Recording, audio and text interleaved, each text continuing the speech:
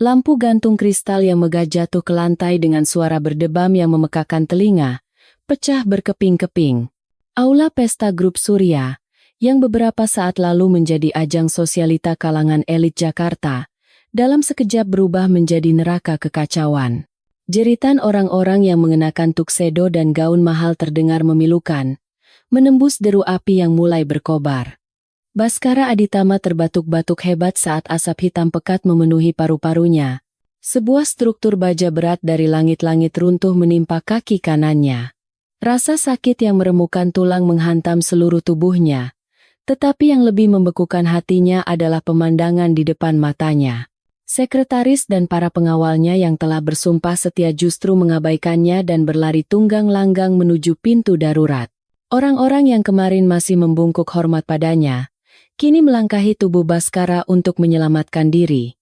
Di hadapan naluri bertahan hidup, semua kemunafikan dan kekuasaan sirna menjadi abu. Baskara tertawa getir di tengah kobaran api. Inikah makamku? Ia hendak pasrah dan memejamkan mata.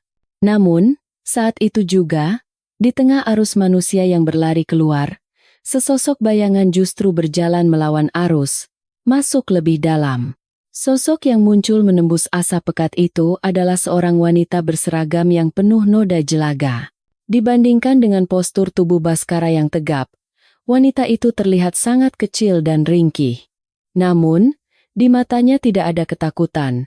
Yang ada hanyalah nalar dingin yang menganalisis situasi dengan tajam.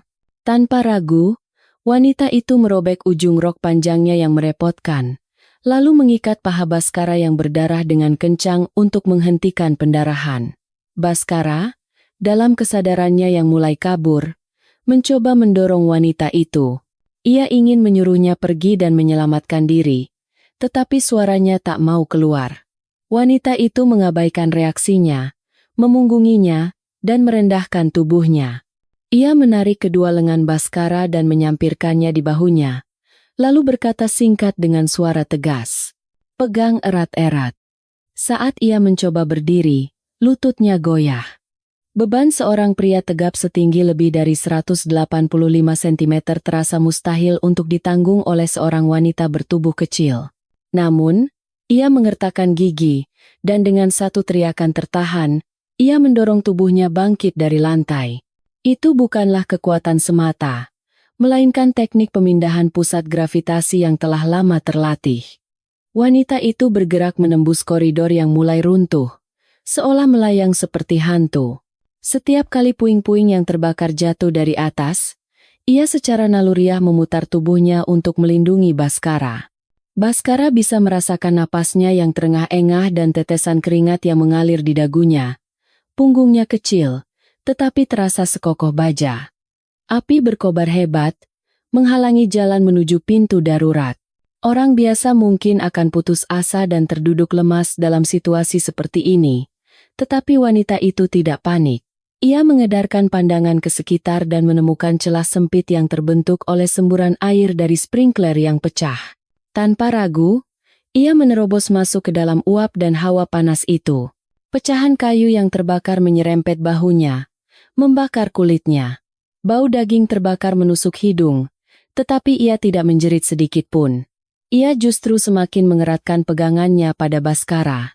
Dalam pandangannya yang semakin kabur, Baskara merasakan kekaguman yang luar biasa. Siapa wanita ini? Mengapa ia mempertaruhkan nyawanya untuk menyelamatkanku? Ribuan pertanyaan melintas di benaknya. Wanita itu akhirnya berhasil menembus api dan membuka pintu darurat yang berat dengan bahunya. Udara sejuk dari tangga darurat menyerbu masuk ke paru-parunya. Ia tidak berhenti di situ. Dengan terhuyung-huyung, ia terus turun hingga ke lantai bawah, di mana teriakan para petugas pemadam kebakaran mulai terdengar. Begitu mencapai zona aman, ketegangan yang sedari tadi menahannya seakan putus, dan ia pun ambruk ke lantai. Ia membaringkan Baskara dengan hati-hati sambil terengah-engah. Wajahnya tertutup jelaga hitam hingga fitur wajahnya sulit dikenali, tetapi matanya bersinar terang seperti bintang. Terdengar suara langkah kaki para petugas medis yang berlari menghampiri mereka. Baskara berusaha keras mempertahankan kesadarannya yang mulai tenggelam dalam kegelapan. Ia mengulurkan tangannya yang gemetar dan mencengkeram pergelangan tangan wanita itu yang ramping. Sebuah firasat kuat menusuk benaknya, mengatakan bahwa ia tidak boleh kehilangan wanita ini. Di pergelangan tangannya, melingkar sebuah jam tangan digital tua yang kasar. Itulah pemandangan terakhir yang diingatnya. Kegelapan pekat menelannya sepenuhnya, dan Baskara Aditama, CEO Grup Surya, kehilangan kesadaran di pelukan seorang pahlawan kecil tanpa nama. Baskara Aditama membuka matanya di sebuah ruangan putih berbau disinfektan. Rasa sakit yang menekan seluruh tubuhnya menjadi satu-satunya pertanda bahwa ia masih hidup. Ia menatap lampu di langit-langit yang remang-remang, mencoba mengingat kembali.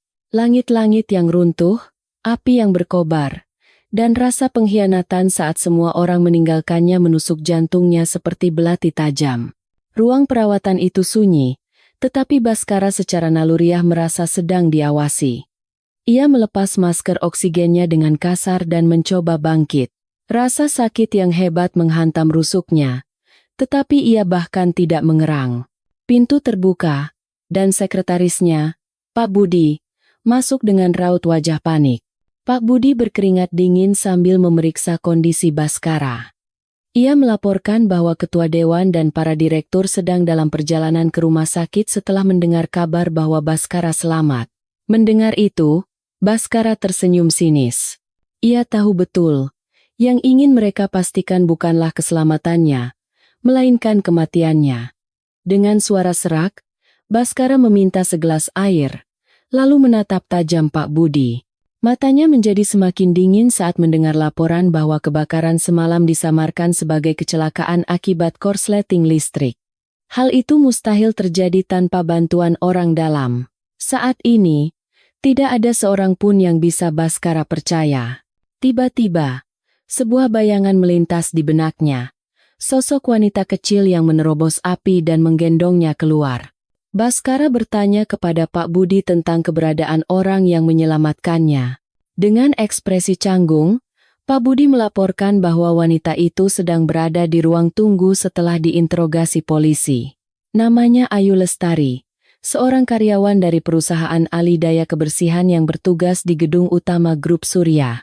Seorang wanita biasa tanpa harta dan latar belakang, yang setiap hari berjuang keras untuk hidup. Baskara membaca sekilas biodata Ayu yang diberikan padanya. Fakta bahwa ia memiliki keluarga yang terlilit utang dan seorang adik laki-laki yang membutuhkan biaya pengobatan menarik perhatiannya. Baskara mencengkeram sprei tempat tidur dengan erat. Yang ia butuhkan saat ini bukanlah pengawal yang cakap atau sekretaris yang cerdas. Ia butuh seseorang yang tidak akan menusuknya dari belakang. Seseorang dengan naluri yang mengutamakan nyawa di atas uang dan kekuasaan. Dan yang terpenting, ia harus memiliki latar belakang bersih yang tidak terkait dengan siapapun di keluarganya. Seolah telah mengambil keputusan, ia berkata kepada Pak Budi dengan suara pelan namun tegas. Panggil pengacara sekarang juga, dan bawa wanita itu ke kamarku. Pak Budi hendak bertanya dengan heran. Tetapi kalimat Baskara berikutnya membungkam mulutnya sepenuhnya. Dalam 1 jam, nama wanita itu harus sudah tercantum di kartu keluargaku. Pak Budi tidak percaya dengan apa yang didengarnya. Pewaris Grup Surya, konglomerat nomor 1 di Indonesia, ingin menikahi seorang petugas kebersihan. Itu adalah tindakan gila. Namun, mata Baskara tidak memancarkan kegilaan, melainkan perhitungan dan nalar yang tajam. Ini bukanlah sebuah romansa. Ini adalah transaksi paling radikal demi bertahan hidup. Beberapa saat kemudian, pintu kamar terbuka dan Ayu Lestari masuk. Lengan dan lehernya yang mengenakan baju pasien longgar dibalut perban yang menutupi luka bakar. Ia tidak menunduk, melainkan mengangkat kepala dan menatap lurus ke arah Baskara. Aura mengintimidasi dari kamar rawat seorang konglomerat tampaknya tidak mempan padanya. Baskara mengamatinya dari atas ke bawah. Ia heran dari mana datangnya kekuatan luar biasa dari tubuh yang kecil dan kurus itu. Ayu tidak menghindari tatapan Baskara dan membuka mulut dengan tenang. Bagaimana kondisi Anda? Untuk sebuah kalimat pertama kepada orang yang telah diselamatkannya, suaranya terdengar sangat datar. Baskara sedikit mengangkat sudut bibirnya. Kau datang untuk mengharapkan ucapan terima kasih? Atas pertanyaan provokatif Baskara, Ayu menggelengkan kepala. Ia berkata bahwa ia hanya perlu biaya pengobatan dan ganti rugi pakaiannya diganti. Permintaan Ayu yang sederhana dan realistis membuat Baskara tertawa kecil. Wanita ini sama sekali tidak tahu siapa yang telah ia selamatkan dan imbalan apa yang bisa ia minta. Baskara melemparkan sebuah amplop coklat di atas meja nakas ke arahnya. Ketika Ayu membuka amplop itu dengan ekspresi bingung, ia menemukan akta nikah dan selembar cek dengan nominal fantastis di dalamnya. Bola mata Ayu bergetar. Saat ia bertanya apa maksud semua ini, Baskara menjawab dengan datar, "Itu harga nyawaku." Ayu mendengus seolah tidak percaya, lalu meletakkan kembali dokumen itu di atas meja. Ia menegaskan bahwa ia tidak menyelamatkan orang demi uang dan tidak punya waktu untuk lelucon semacam ini. Ketika ia berbalik untuk pergi, Baskara mengeluarkan kartu andalannya untuk menghentikan langkahnya. "Operasi adikmu. Aku bisa membuat tim medis terbaik di Indonesia yang menanganinya. Sekarang juga." Bahu Ayu menegang. Baskara terus berbicara tanpa henti. "Utang orang tuamu kepada rentenir juga akan lunas seluruhnya hari ini. Sebagai imbalan kau berada di sisiku, aku akan mengakhiri neraka dalam hidupmu." Ayu perlahan berbalik dan menatap tajam Baskara. Matanya berkilat marah, tetapi Baskara tidak peduli. Ia saat ini sedang tidak menyatakan cinta, melainkan merekrut seorang mitra bisnis. Baskara ingin mendekatinya, tetapi kakinya yang tak bisa digerakkan menahannya. "Saat ini aku dikelilingi musuh. Orang-orang yang meninggalkanku di dalam api semalam adalah keluargaku, bawahanku." Baskara tidak ragu untuk mengungkapkan aibnya. Ia menatap lurus ke mata Ayu dan berkata, "Aku sudah melihat dengan mata kepalaku sendiri bahwa kaulah satu-satunya orang yang tidak akan mengkhianatiku." Ayu bimbang. Harga dirinya meneriakkan untuk menolak tawaran pria arogan ini, tetapi kenyataan begitu kejam. Ia bekerja siang malam untuk biaya operasi adiknya, tetapi bahkan untuk membayar bunganya saja sulit, apalagi pokok utangnya. Ia mengepalkan tangannya begitu erat hingga kuku-kukunya menancap ke telapak tangannya. Ini adalah perjanjian dengan iblis. "Berapa lama waktunya?" Suara Ayu bergetar. Baskara, yakin akan kemenangannya, menjawab, "Sampai aku menduduki posisi ketua Dewan Grup Surya dan membereskan semua tikus di sekitarku. Paling lama 1 tahun. Selama itu, kau hanya perlu berada di sisiku sebagai istriku dan menjamin keselamatanku. Anggap saja ini perpanjangan dari tugas pengawalan sederhana." Ayu menghela napas panjang. Ia mengambil pulpen yang tergeletak di atas meja. Tangannya sedikit bergetar. Tetapi goresan saat ia menuliskan namanya di kolom tanda tangan begitu mantap. Suara ujung pulpen di atas kertas memecah kesunyian kamar itu. Itulah awal dari sebuah kontrak yang akan mengubah seluruh hidupnya. Sambil mengamati Ayu selesai menandatangani, Baskara menekan interkom untuk memanggil pengacara. 10 menit kemudian, pengumuman pernikahan yang akan mengguncang Indonesia akan disiapkan. Ayu menatap keluar jendela dengan perasaan campur aduk. Langit Jakarta cerah seperti biasanya, tetapi masa depannya gelap tak terlihat. Setelah pengacara masuk dan mengambil dokumen, Baskara memberi isyarat agar Ayu mendekat. Saat ia mendekati ranjang, Baskara meraih tangannya. Jabat tangan itu jauh dari suasana romantis.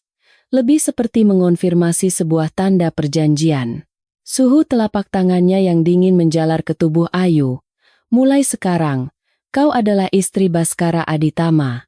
Di luar sana, para wartawan seperti serigala dan kerabat yang mengincar nyawaku sedang menunggu. "Sebaiknya kau bersiap." Atas peringatan Baskara, Ayu membalas dengan mengeratkan genggaman tangannya. "Jangan khawatir. Pasien yang saya tangani tidak akan pernah saya biarkan mati." Ketegangan yang kencang mengalir di antara keduanya. Pintu kamar kembali terbuka, dan suara para wartawan yang menyerbu masuk terdengar. Tepat sebelum kilatan blitz meledak, Baskara merangkul bahu Ayu dan memulai aktingnya yang sempurna. "Ini adalah perang.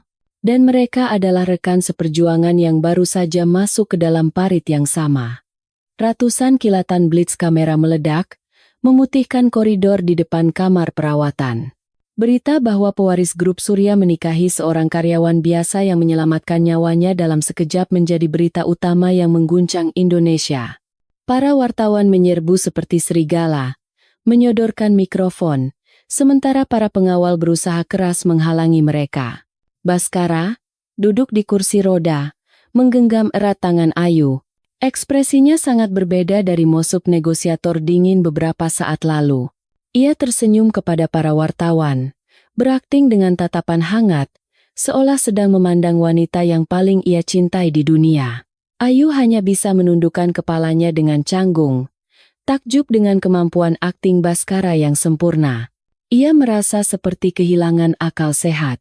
Kecelakaan mendadak, penyelamatan yang mempertaruhkan nyawa, lalu lamaran dan pernikahan kontrak. Semua yang terjadi dalam waktu kurang dari 24 jam ini terasa begitu tidak nyata. Namun, genggaman tangan Baskara terasa begitu nyata. Ia mencengkeram tangan Ayu begitu erat seolah tak ingin melepaskannya. Setelah konferensi pers selesai, keduanya pindah ke kamar VVIP di lantai teratas rumah sakit. Di sana, pengacara pribadi Baskara dan tim hukumnya sudah menunggu. Di atas meja, tergeletak 2 bundel kontrak yang tebal. Bukan awal dari bulan madu yang romantis, melainkan dokumen yang menandai dimulainya bisnis yang dingin. Pengacara membacakan klausul kontrak dengan suara datar. Pasal 1, pihak pertama, Baskara Aditama, dan pihak kedua, Ayu Lestari, akan mempertahankan hubungan suami istri secara hukum, namun tidak akan melakukan hubungan suami istri yang sebenarnya. Pasal 2. Pihak kedua akan bekerja sama secara aktif dalam melindungi keselamatan pihak pertama dan membangun citra publiknya. Pasal 3.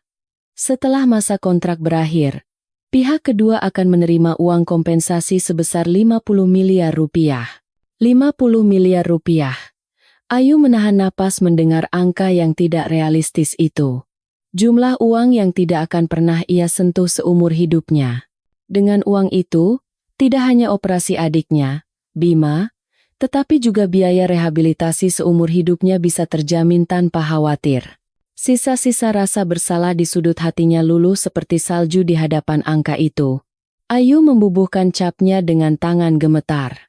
Saat tinta merah tercetak jelas di atas kertas, ia sadar bahwa jiwanya telah tergadaikan kepada Baskara. Baskara pun menandatangani tanpa ragu. Keduanya saling bertukar kontrak dan bertatapan singkat. Kini, mereka adalah rekan senasib dalam satu perahu.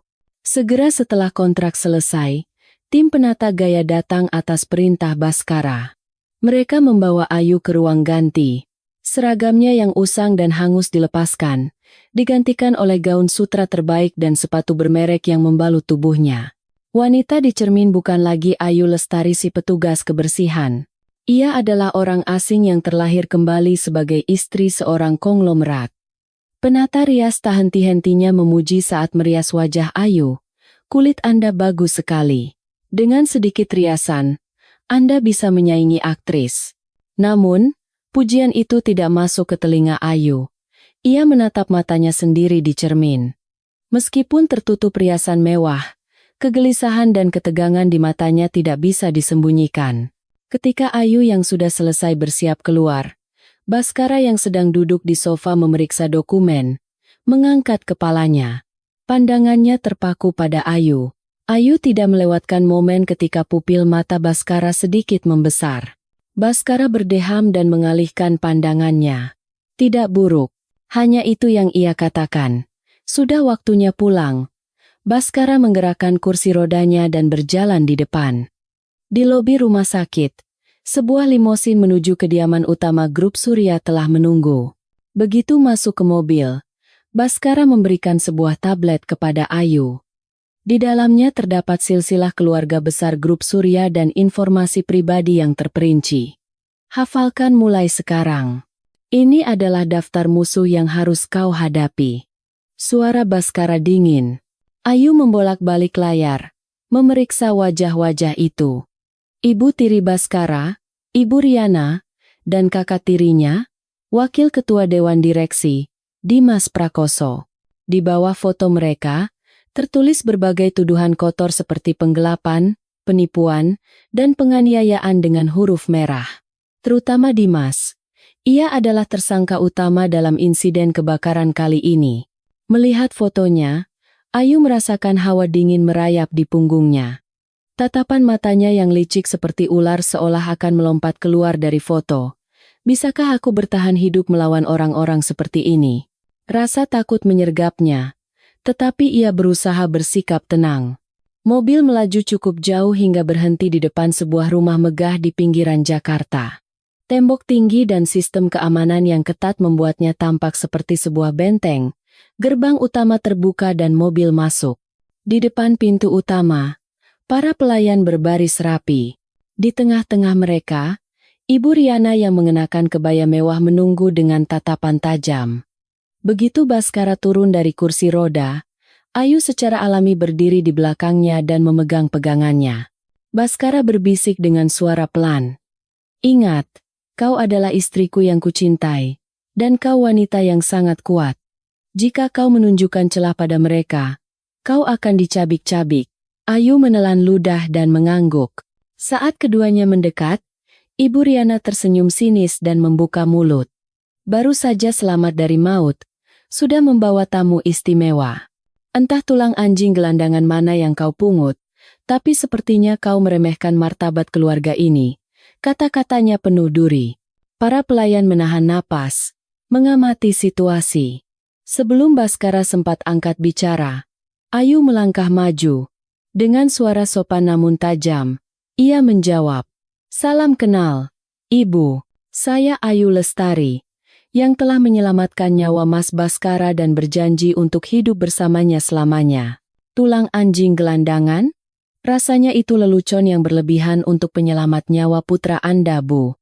Wajah Ibu Riana memerah.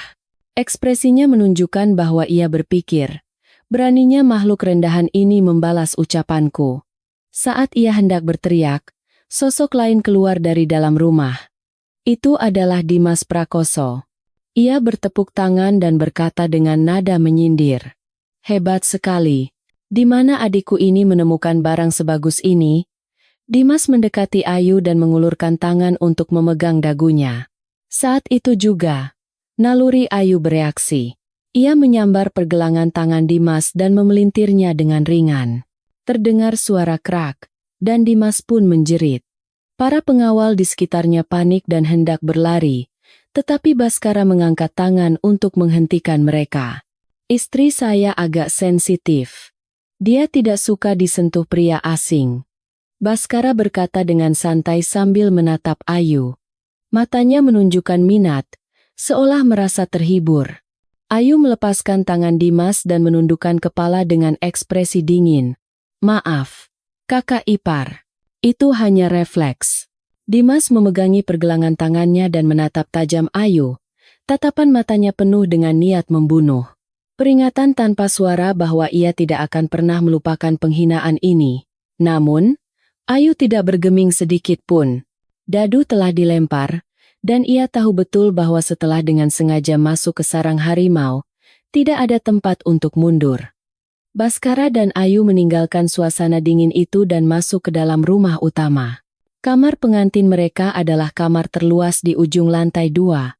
Begitu pintu tertutup dan hanya mereka berdua yang tersisa, ketegangan sedikit mereda.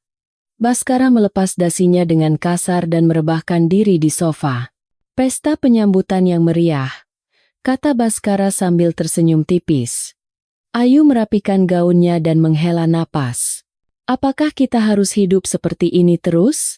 Sepertinya setiap hari akan menjadi perang." Atas perkataannya, Baskara mengangguk. "Ini memang perang, hanya saja tanpa senjata dan pedang." Baskara menunjuk ke tempat tidur dan berkata, "Kau tidur di sana. Aku akan tidur di sofa." Ayu menatapnya dengan heran. "Kaki Anda kan sedang sakit. Seharusnya pasien yang menggunakan tempat tidur." Baskara menolak. "Aku benci hal-hal yang merepotkan. Lagi pula, siapa tahu kau mencoba membunuhku saat aku tidur." Atas perkataannya yang setengah bercanda setengah serius, Ayu tertawa seolah tak percaya. Ia mengeluarkan setelan training usang yang dibawanya dari tasnya. Aku ganti baju dulu. Saat melihat punggungnya yang masuk ke kamar mandi, Baskara merasakan perasaan aneh. Meskipun ia menjual jiwanya demi uang, wanita itu memiliki semangat yang tidak bisa dibeli dengan uang. Malam itu, Ayu tidak bisa tidur menatap langit-langit yang asing. Dari sofa di sebelahnya, terdengar suara napas Baskara yang teratur. Ia mengeluarkan ponsel yang disembunyikan di bawah bantal dan menatap foto adiknya. Bima, tunggu sebentar lagi. Kakak pasti akan melindungimu.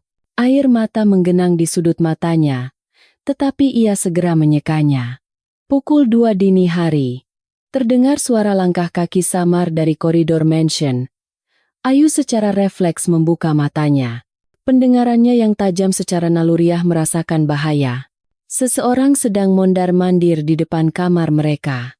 Ia turun dari tempat tidur tanpa suara dan mendekati pintu. Gagang pintu perlahan berputar. Ayu menempelkan tubuhnya ke dinding di sebelah pintu dan menahan napas. Pintu terbuka, dan sebuah siluet dalam kegelapan menyelinap masuk ke dalam kamar.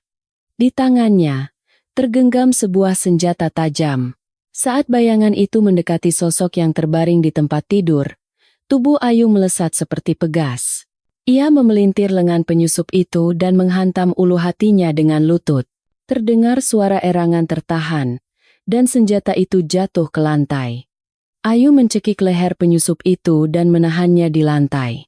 Suara keributan itu membangunkan Baskara, yang kemudian menyalakan lampu. Di bawah cahaya lampu, pria yang terbaring di bawah Ayu adalah salah satu penjaga keamanan mansion. Baskara menyadari situasinya dan wajahnya menegang karena dingin. Upaya pembunuhan sejak malam pertama. Sepertinya mereka lebih terburu-buru dari yang ia duga. Ayu terengah-engah dan menoleh ke arah Baskara. Tatapannya bukan ketakutan, melainkan tatapan seekor pemangsa yang telah menangkap mangsanya. Sudah saya bilang, kan? Pasien yang saya tangani tidak akan pernah saya biarkan mati. Saat itu, Baskara yakin, wanita yang ia pilih ini bukan sekadar tameng, tetapi mungkin juga senjata terkuat yang akan melindunginya. Api kontrak telah berkobar, dan api itu, alih-alih membakar mereka, siap untuk melahap semua yang mengancam mereka. Malam yang penuh gejolak berlalu, dan pagi menjelang di kediaman utama grup Surya. Dari luar, sinar matahari pagi yang damai menyinari taman, tetapi udara di dalam rumah terasa dingin seperti es. Para pelayan bergerak sibuk tanpa mengeluarkan suara sedikit pun, dan ketegangan yang kencang menyelimuti koridor. Insiden penyusup semalam seolah-olah tidak pernah terjadi, dibersihkan tanpa jejak. Baskara dan Ayu menuju ruang makan. Di ujung meja panjang, Ibu Riana sedang minum teh dengan anggun, dan di seberangnya, Dimas Prakoso sedang membaca koran. Keduanya mengalihkan pandangan saat Baskara dan Ayu masuk. Di mata mereka, tidak ada sedikit pun rasa bersalah atau kebingungan. Sebaliknya, mereka tersenyum angkuh seolah bertanya, "Tidak terjadi apa-apa semalam?" Baskara memposisikan kursi rodanya di ujung meja dan membuka mulut dengan suara dingin. Kepala keamanan harus diganti semua. Rumah macam apa ini? Di malam pertama saja penyusup bisa masuk sampai ke kamar tidur. Aku tidak bisa hidup dengan rasa cemas begini. Atas perkataannya, Dimas mendecakkan lidah dan membalas. Sudah kubilang, kan? Sistem keamanan kita berlubang karena orang luar yang kau bawa itu. Pandangan Dimas tertuju pada Ayu. Ia memperlakukan Ayu seolah-olah dialah penjahatnya. Ayu mencengkeram erat ujung baju Baskara dan tubuhnya bergetar. Bola matanya bergerak gelisah seolah ketakutan. Sosok prajurit dingin yang semalam mematahkan lengan penyusup dalam sekejap, kini lenyap tak berbekas. "Ibu, saya takut sekali," kata Ayu dengan suara terisak. "Ada orang membawa pisau." Ibu Riana mendengus.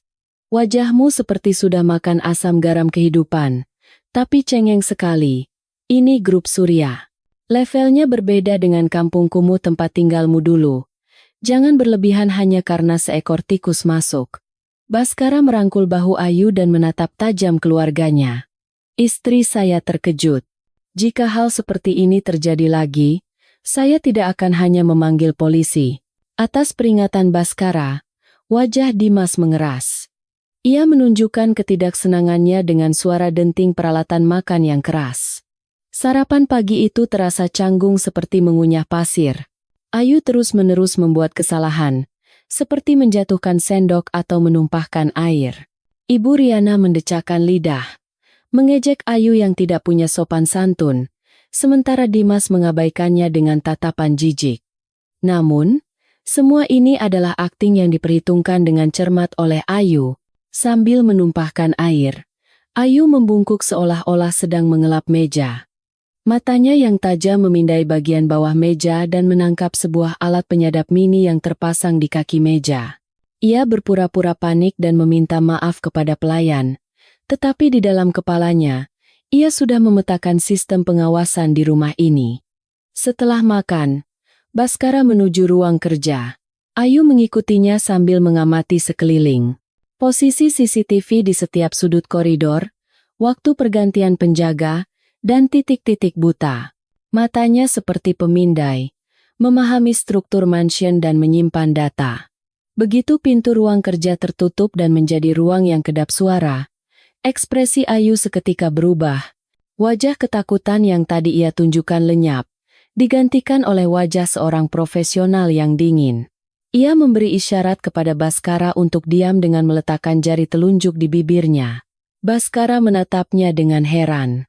Ayu mendekati pot anggrek yang indah di atas meja. Tanpa ragu, ia menggali tanah di dalam pot. Beberapa saat kemudian, sebuah alat penyadap canggih seukuran kacang polong muncul dari ujung jarinya. Mata Baskara membelalak. Kemarahan membuncah saat menyadari bahwa bahkan ruang paling pribadinya pun diawasi. Ayu menjatuhkan alat penyadap itu ke dalam cangkir berisi air untuk menghentikannya bekerja. Kemudian, ia mengambil kertas dan pena, lalu menulis dengan cepat, restoran, ruang tamu, dan di sini. Seluruh rumah ini diawasi. Kita harus hati-hati bicara. Baskara membaca tulisan itu dan mengangguk. Pepatah musuh dalam selimut benar-benar terjadi. Baskara mengambil pena dan menulis. Perintah siapa? Ayu berpikir sejenak, lalu menulis jawabannya. Pemasangannya terlalu rapi. Kemungkinan besar bukan dari pihak luar, tapi orang dalam. Mungkin kepala pelayan yang patut dicurigai. Baskara kagum dengan analisisnya. Hanya dalam 1 hari, ia berhasil mengidentifikasi intinya. Saat itu, terdengar ketukan pintu dan kepala pelayan masuk. Ia membungkuk hormat dan menyajikan teh. Ayu kembali mengenakan topeng pengantin baru yang penakut. Ia bersembunyi di belakang Baskara, menghindari tatapan kepala pelayan. Kepala pelayan melirik Ayu sekilas, lalu tersenyum tipis. Ia sama sekali tidak menganggap Ayu sebagai ancaman. Begitu kepala pelayan pergi, Baskara tersenyum kecil ke arah Ayu. Kemampuan aktingmu hebat. Kau bisa sukses jadi aktris. Ayu mengangkat bahu. Ada pepatah, untuk menipu musuh, kau harus menipu kawanmu dulu. Membiarkan mereka berpikir aku wanita bodoh dan penakut jauh lebih menguntungkan untuk menggali informasi. Baskara membuka brankas rahasia di ruang kerjanya. Di dalamnya, ada sebuah USB berisi buku besar ganda dan daftar dana gelap grup Surya. Ini adalah benda yang sangat dicari oleh Dimas dan Ibu Riana, sekaligus benteng terakhir Baskara. Baskara memberitahukan kata sandi brankas itu kepada Ayu. Anda gila? Kenapa memberitahukannya padaku? Tanya Ayu dengan panik. Baskara menjawab dengan tenang. Jika terjadi sesuatu padaku, kaulah satu-satunya orang yang bisa membocorkan informasi ini ke dunia. Aku sekarang mempercayakan nyawaku padamu. Tatapan Baskara serius. Itu adalah ungkapan kepercayaan yang melampaui hubungan kerja semata. Ayu menatap brankas dengan perasaan campur aduk. Pria ini berada di ujung tanduk, terlihat seperti pangeran dari keluarga konglomerat yang mewah, tetapi kenyataannya seperti pulau yang terisolasi. Ayu merasakan rasa iba dan tanggung jawab yang tak bisa dijelaskan. Ia mengangguk tanpa kata, menerima tawaran Baskara. Sore harinya, Dimas datang ke ruang kerja. Ia memberitahukan bahwa Baskara dan istrinya harus menghadiri jamuan makan malam untuk korps diplomatik beberapa hari lagi. Alasannya adalah untuk menunjukkan kepada publik bahwa Baskara baik-baik saja dan memperkenalkan istri barunya, tetapi niat sebenarnya sudah jelas. Sebuah rencana untuk menjadikan Ayu bahan tertawaan di kalangan sosialita dan merusak citra Baskara.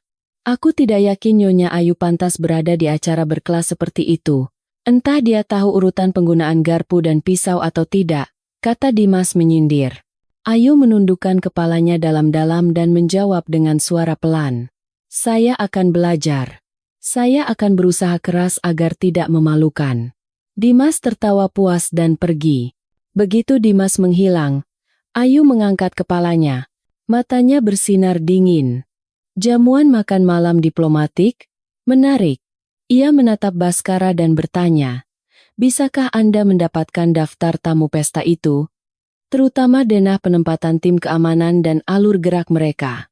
Baskara tersenyum dan menekan interkom untuk meminta data tersebut. Saat malam tiba, Ayu kembali mengenakan setelan trainingnya.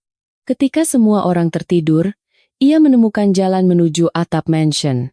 Seperti kucing, ia bergerak tanpa suara di atas atap, memeriksa sistem keamanan luar mansion.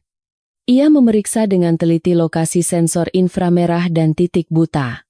Saat itu, ia melihat seseorang sedang menelepon di sudut taman yang terpencil.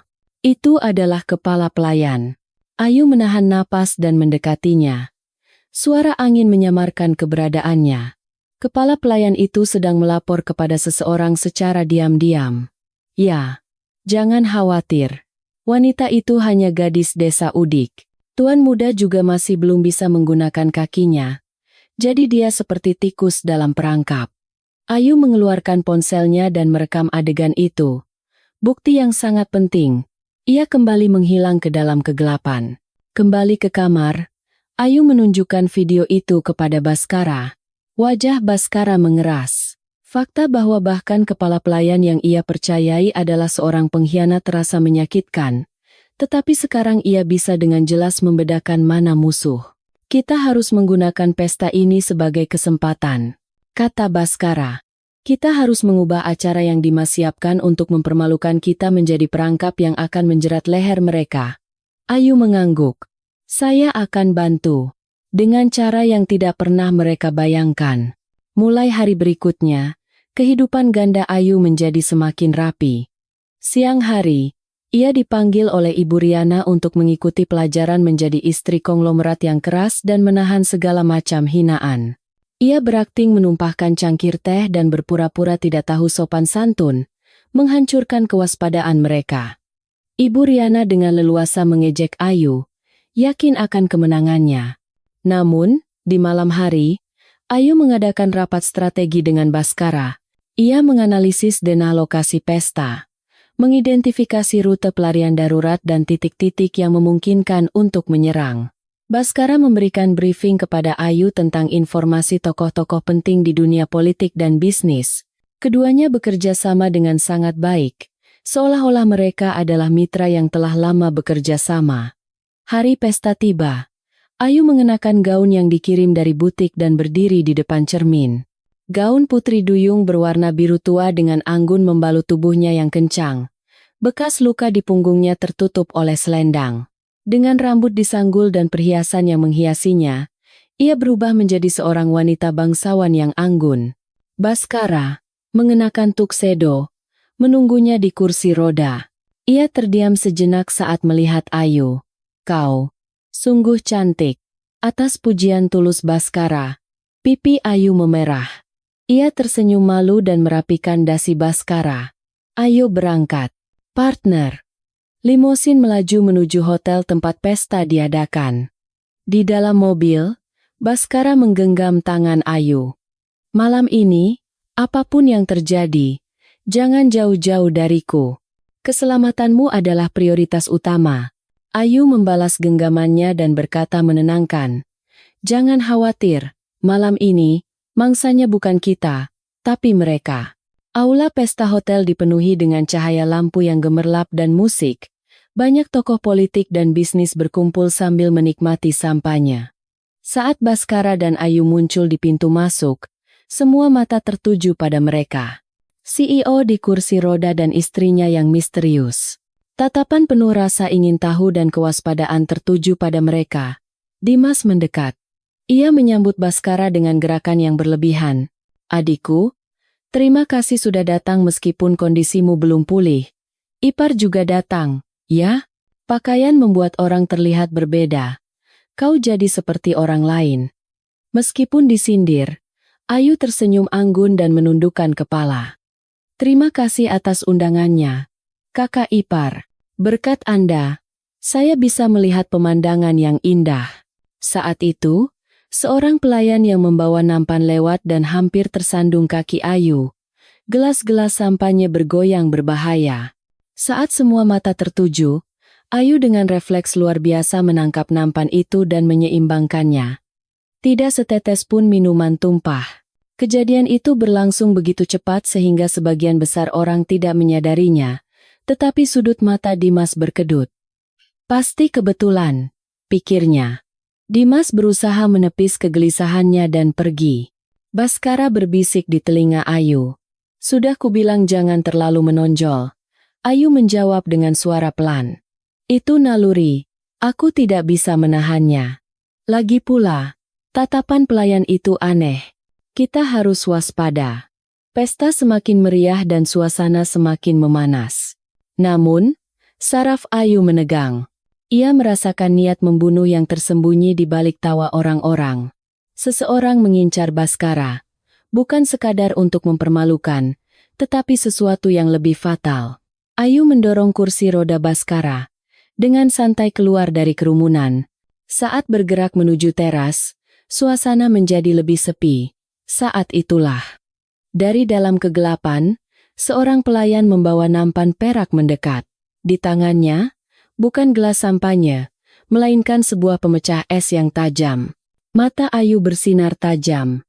Pesta telah usai. Sekarang adalah waktu berburu.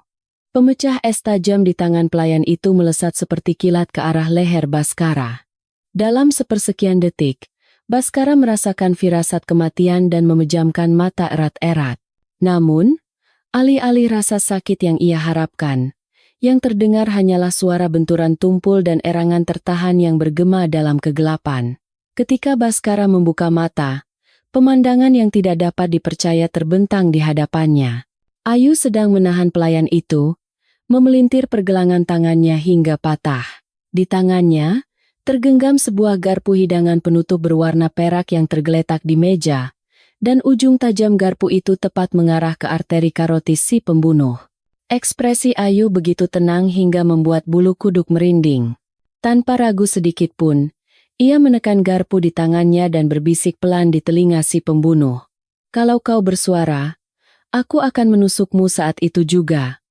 Katakan, siapa yang mengirimmu?" Suaranya lebih dingin dari angin musim dingin. Si pembunuh berkeringat dingin, gemetar karena rasa sakit dan ketakutan. Ia begitu terintimidasi oleh aura Ayu yang luar biasa sehingga ia bahkan tidak berpikir untuk melawan. Wanita yang beberapa detik lalu terlihat lemah, dalam sekejap berubah menjadi dewa kematian. Ia sama sekali tidak bisa memahami situasi ini. Baskara, yang duduk di kursi rodanya, menyaksikan adegan itu tanpa bisa bernapas. Ujung gaun Ayu berkibar ditiup angin malam. Sosoknya yang mengenakan gaun malam yang anggun sambil membuat seorang pria berlutut memancarkan keindahan yang aneh namun luar biasa. Ia bukan sekadar tameng. Ayu memukul leher si pembunuh yang tidak menjawab dengan sisi telapak tangannya. Pria itu bahkan tidak sempat berteriak, langsung pingsan dan ambruk ke lantai. Ayu dengan cepat mengangkat tubuh pria itu, mendudukkannya di kursi di sudut teras, dan menundukkan kepalanya ke meja. Ia menyamarkannya seolah-olah pria itu tertidur karena mabuk. Ia merapikan pakaiannya dan mengatur napas. Gerakan tangannya saat menyelipkan rambut yang berantakan ke belakang telinga begitu anggun, sulit dipercaya bahwa tangan itu baru saja melumpuhkan seseorang. Ia mendekati Baskara, berlutut, dan menatap matanya. Anda tidak apa-apa? Tatapannya kembali tenang seperti biasa. Baskara hanya bisa mengangguk kosong. Jantungnya berdebar kencang, bukan karena takut mati, melainkan karena getaran yang ia rasakan dari wanita kecil di depannya ini. Baskara mengulurkan tangannya yang gemetar dan menyeka setetes darah kecil di pipi Ayu. Sebenarnya, siapa kau? Atas pertanyaan Baskara, Ayu tersenyum pahit. Hanya orang yang berjuang keras untuk hidup. Ia memegang pegangan kursi roda Baskara dan berkata, "Ayo kita masuk. Terlalu lama di sini akan menimbulkan kecurigaan." Keduanya kembali ke aula pesta seolah tidak terjadi apa-apa. Di bawah cahaya lampu gantung yang gemerlap, orang-orang masih tertawa dan mengobrol. Dari kejauhan, terlihat Dimas Prakoso menatap ke arah teras dengan ekspresi cemas. Ketika Baskara dan Ayu muncul dalam keadaan baik-baik saja, wajah Dimas dipenuhi keterkejutan. Ayu sengaja berbicara mesra dengan Baskara sambil berjalan ke arah Dimas. Baskara pun tersenyum santai dan mendekati Dimas. "Kak, pemandangan malam di teras bagus sekali. Meskipun ada pelayan mabuk yang tertidur dan sedikit merusak suasana, Dimas tergagap karena panik." "Ah, begitu. Syukurlah tidak terjadi apa-apa." Bola matanya bergerak gelisah. Sepertinya ia sulit menerima kenyataan bahwa pembunuh yang ia kirim telah gagal. Ayu mengangkat gelasnya ke arah Dimas dengan anggun, menyatakan kemenangan tanpa kata. Di dalam mobil saat pulang, keheningan yang berat menyelimuti. Baskara menatap keluar jendela, lalu tiba-tiba membuka mulut. "Teknikmu tadi bukan keahlian biasa. Aku dengar kau mantan atlet nasional judo, tapi itu lebih mirip teknik membunuh di lapangan." Ayu ragu sejenak, lalu menjawab, "Setelah berhenti jadi atlet, saya sempat bekerja sebentar di perusahaan keamanan. Banyak situasi berbahaya, jadi saya harus belajar teknik lapangan." Ia sedang berbohong. Baskara bisa merasakannya, tetapi ia tidak bertanya lebih jauh. Yang penting hanyalah fakta bahwa wanita itu ada di pihaknya. Begitu sampai di rumah, Baskara memanggil kepala pelayan. Kepala pelayan yang masuk ke ruang kerja itu tersentak melihat tatapan tajam Baskara. Baskara memutar tablet di atas mejanya. Di layar, video pengkhianatan kepala pelayan yang direkam Ayu sedang diputar. Kepala pelayan itu, wajahnya pucat pasi dan langsung berlutut di lantai. "Tuan muda, saya telah berbuat dosa besar. Mohon ampuni saya sekali ini saja." Ia memohon sambil gemetar.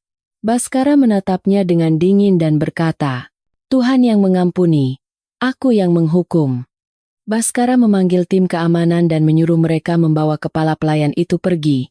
Ia berencana untuk menyelidiki secara menyeluruh bagaimana informasi rumah bocor, lalu menyerahkannya ke polisi. Ayu menyaksikan pemandangan itu dari luar pintu. Ia merasakan kepuasan aneh saat melihat bagian busuk dari keluarga ini terungkap. Malam itu Baskara memanggil Ayu ke kamar tidur. Ia mengeluarkan sebuah kotak beludruk kecil dari laci dan memberikannya padanya. Ketika Ayu membukanya dengan ekspresi bingung, di dalamnya ada sebuah cincin rubi merah yang diukir dengan indah. Itu adalah simbol keluarga yang diwariskan secara turun-temurun kepada nyonya besar grup Surya. "Hari ini kau tidak hanya menyelamatkan nyawaku, kau juga mengembalikan harga diriku dan kendali dalam pertarungan ini." Baskara berkata dengan tatapan serius.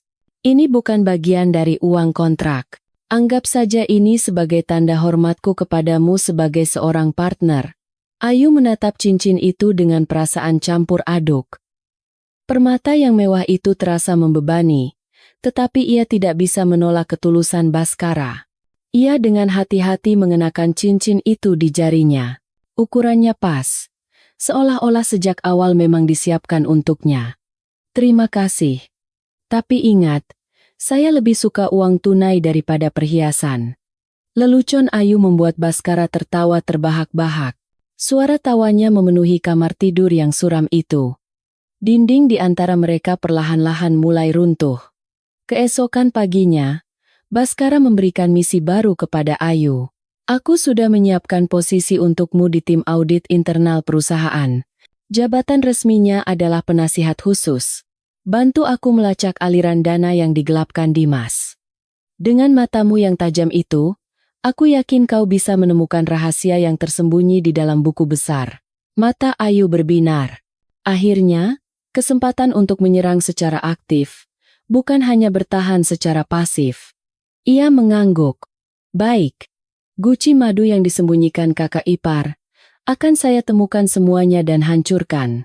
Senyum penuh percaya diri terukir di wajahnya. Saat itu, Dimas Prakoso sedang meluapkan amarahnya di kantornya. Kabar kegagalan pembunuhan dan penangkapan kepala pelayan datang bersamaan. Ia menyapu barang-barang di atas mejanya dan berteriak. Sebenarnya siapa perempuan jalang itu? Selidiki lagi latar belakangnya.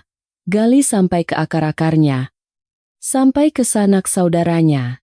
Sekretaris Dimas menjawab dengan ketakutan. Sudah diselidiki lagi, Pak. Tapi tidak ada yang aneh. Catatannya terlalu bersih. Justru itu yang mencurigakan. Dimas mendengus kesal dan menatap keluar jendela. Wanita yang ia kira hanya seorang petugas kebersihan biasa, kini sedang mencekik lehernya. Baskara dan Ayu mulai mempersiapkan serangan balasan secara serius. Siang hari, Ayu menganalisis buku besar di kantor. Dan malam hari, ia menyusun strategi dengan Baskara.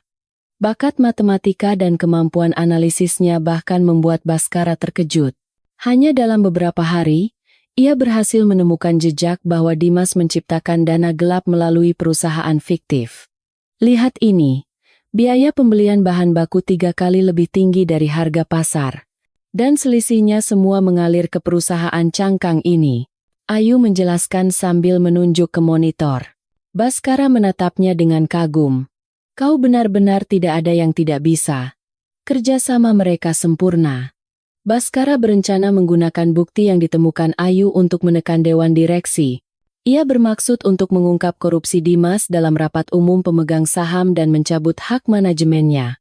Kemenangan sepertinya berpihak pada mereka. Namun, musuh juga tidak tinggal diam.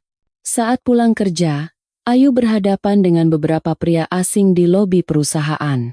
Mereka adalah pria-pria berbadan besar dengan penampilan sangar. Salah satu dari mereka menghalangi jalan Ayu dan tersenyum licik. Nyonya, bisa bicara sebentar dengan kami? Wakil Ketua Dewan Direksi Dimas ingin bertemu dengan Anda. Ayu melihat sekeliling. Lobi ramai dengan karyawan. Tetapi tidak ada yang berani ikut campur karena terintimidasi oleh para pria berbadan besar itu. Ayu memperbaiki tali tas tangannya dan membalas dengan dingin. Bicara di sini saja. Saya tidak punya kebiasaan berbisik-bisik di belakang. Sikapnya yang percaya diri membuat wajah para pria itu menegang. Ketegangan yang kencang menyelimuti lobi perusahaan. Pria-pria berbadan besar yang menghalangi jalan Ayu memancarkan aura mengancam. Karyawan yang lewat hanya bisa berbisik-bisik dari kejauhan dengan ketakutan. Tidak ada yang berani mendekat. Seorang pria mencengkeram lengan kurus Ayu dengan kasar. Mencoba menyeretnya paksa. Saat itu, tatapan mata Ayu menjadi dingin membeku. Alih-alih melawan, ia justru membidik sendi pergelangan tangan pria itu dengan tepat dan memelintirnya sedikit. Dari luar, gerakannya tampak seperti menepis dengan ringan. Tetapi itu adalah teknik yang menyerang titik vital tubuh manusia dengan akurat. Pria itu menelan jeritan saat rasa sakit yang tajam menjalar ke seluruh lengannya dan mundur. Ia memegangi pergelangan tangannya, berkeringat dingin, dan menatap tajam Ayu. Wajahnya menunjukkan kebingungan, tidak mengerti apa yang baru saja terjadi. Ayu merapikan pakaiannya dan berkata dengan suara tenang, "Bukankah sudah saya bilang lepaskan? Tata krama Anda dalam mengundang seseorang sangat buruk." Suaranya pelan, tetapi menembus kebisingan lobi dan terdengar jelas di telinga para pria itu. Saat itu, pintu lift terbuka dan Baskara yang duduk di kursi roda muncul bersama beberapa petugas keamanan. Wajah Baskara sedingin es. Ia menggeram seperti binatang buas ke arah para pria itu. "Jangan sentuh istriku. Sebelum aku membuat pergelangan tangan itu tidak bisa digunakan selamanya. Enyahlah sekarang juga." Kemunculan Baskara membuat para pria itu panik. Mereka datang atas perintah Dimas, tetapi tidak punya nyali untuk berhadapan langsung dengan ketua dewan. Setelah para pria itu kabur, Baskara mendekati Ayu dan memeriksanya. "Kau tidak apa-apa? Ada yang terluka?" Suara Baskara bercampur antara amarah dan kekhawatiran. Ayu tersenyum untuk menenangkannya. "Tidak apa-apa. Mereka hanya pengecut bertubuh besar." Namun, Baskara mengertakkan gigi saat melihat bekas cengkeraman merah di pergelangan tangan Ayu. "Dimas Prakoso, brengsek ini sudah melewati batas. Aku tidak akan sabar lagi." Di dalam mobil saat pulang, keheningan yang berat menyelimuti, hanya diiringi suara hujan. Hujan deras yang tiba-tiba turun memukul-mukul kaca jendela. Baskara menatap keluar jendela, tenggelam dalam pikirannya. Ia tidak bisa melupakan tatapan mata Ayu di lobi tadi. Keberanian yang tidak goyah sedikit pun dalam situasi krisis dan teknik yang terkendali untuk melumpuhkan lawan bukanlah milik wanita biasa. Rasa ingin tahunya tentang masa lalunya semakin besar. Saat tiba di mansion, hujan semakin deras. Ayu mendorong kursi roda Baskara dan bergegas masuk. Pakaian mereka yang basah menempel di tubuh, membuat mereka merasa kedinginan. Baskara menyuruh Ayu untuk mandi dan berganti pakaian terlebih dahulu. Ayu mengangguk dan masuk ke kamar mandi. Baskara tetap di kamar tidur, mengeringkan rambutnya yang basah sambil menatap petir di luar jendela. Beberapa saat kemudian, pintu kamar mandi terbuka dan Ayu keluar dengan jubah mandi. Ia hendak masuk ke ruang ganti, tetapi terhenti. Baskara yang hendak memanggilnya, terdiam. Jubah mandi sedikit melorot saat ia mengeringkan rambutnya yang basah.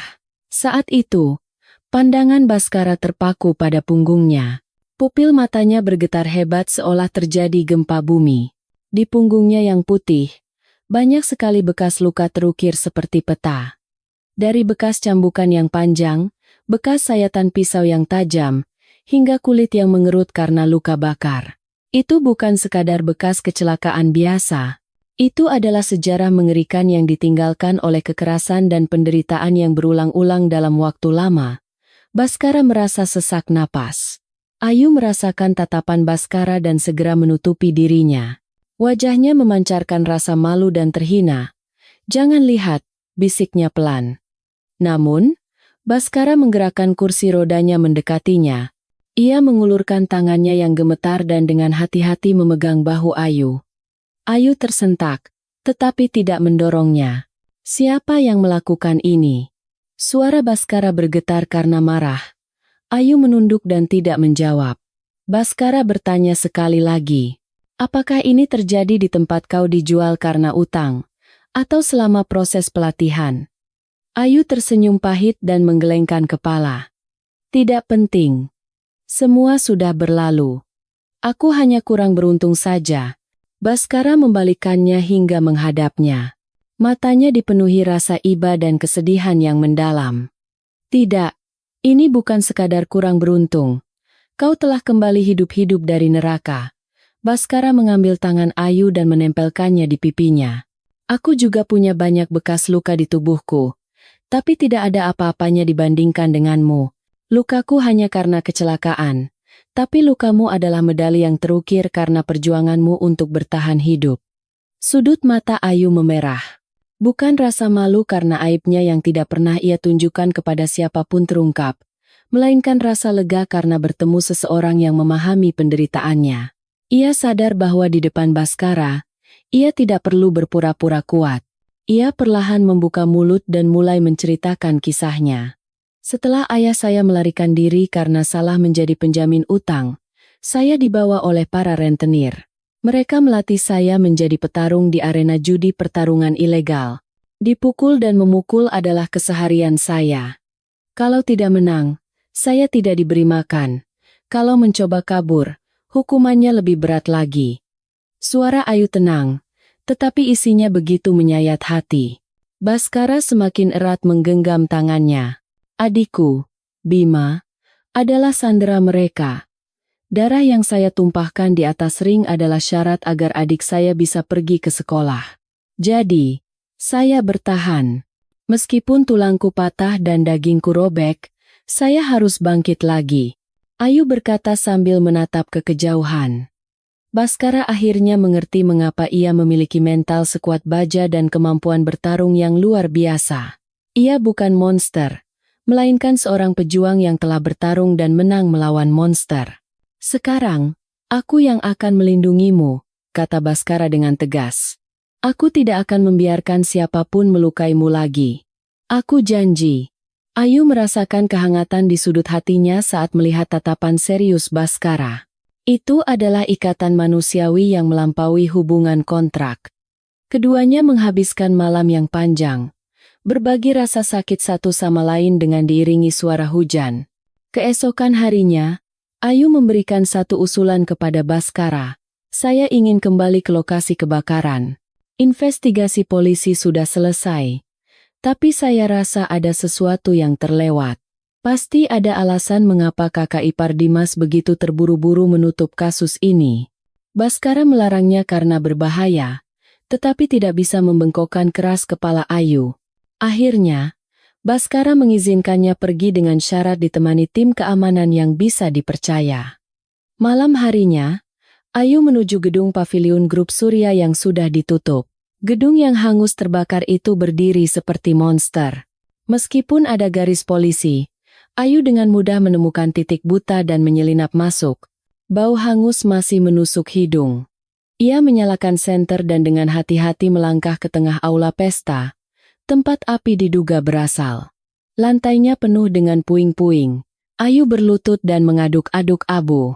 Polisi menyimpulkan kebakaran disebabkan oleh korsleting listrik, tetapi Ayu berpikir lain. Kecepatan api menjalar terlalu cepat, dan ada jejak bahwa api hanya terkonsentrasi di area tertentu. Ia menggunakan pengetahuannya yang profesional untuk memeriksa titik api dengan teliti. Setelah cukup lama mencari, sebuah potongan logam keras tersangkut di ujung jarinya. Ia dengan hati-hati membersihkan abu dan mengambil benda itu. Bentuknya sulit dikenali karena meleleh, tetapi itu jelas merupakan bagian dari detonator bom waktu. Bukti kuat yang membuktikan bahwa itu bukan korsleting, melainkan ledakan yang direncanakan. Jantung Ayu berdebar kencang. Ia memasukkan bukti itu ke dalam kantong barang bukti dan menyimpannya di saku. Saat itulah, terdengar suara orang dari luar gedung. Bukan penjaga yang sedang berpatroli.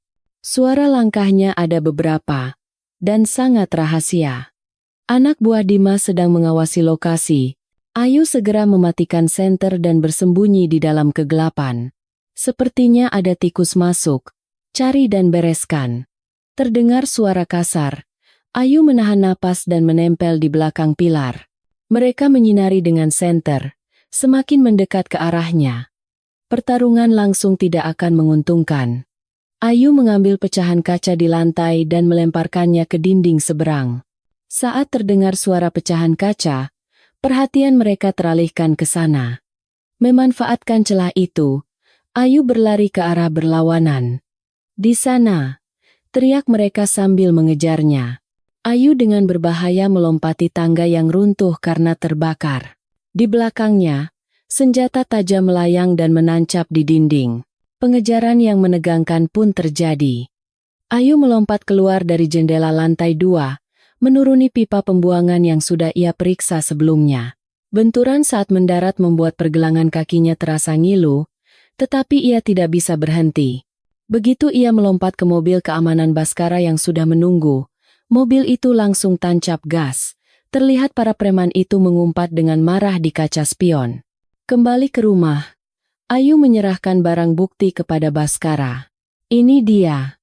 Sisa-sisa detonator. Kakak ipar dari awal memang berniat membunuh kita.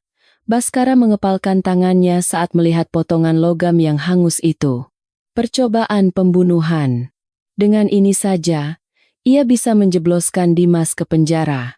Namun, keesokan paginya, serangan balik yang tak terduga datang. Foto Ayu terpampang besar di halaman depan koran pagi. Judulnya provokatif. Masa lalu mengejutkan istri Pangeran Grup Surya, mantan petarung arena judi ilegal. Artikel itu merinci masa lalu Ayu, masalah utang piutangnya, dan keterlibatannya dalam kasus penganiayaan. Opini publik di internet langsung memanas. Komentar-komentar jahat bermunculan, menyebutnya penipu yang menipu keluarga konglomerat, atau mesin pembunuh. Saham grup Surya anjlok, dan para pemegang saham menuntut penjelasan, berbondong-bondong ke kantor pusat. Dimas telah mendahuluinya. Ia berencana untuk mencemarkan nama baik Ayu sebagai wanita tidak bermoral, sehingga bukti yang ia bawa pun dianggap palsu. Ibu Riana murka dan menelepon Baskara, berteriak agar ia segera menceraikannya. Ia mengejek. "Sudah kubilang, kan? Membawa masuk orang rendahan. Rasakan akibatnya."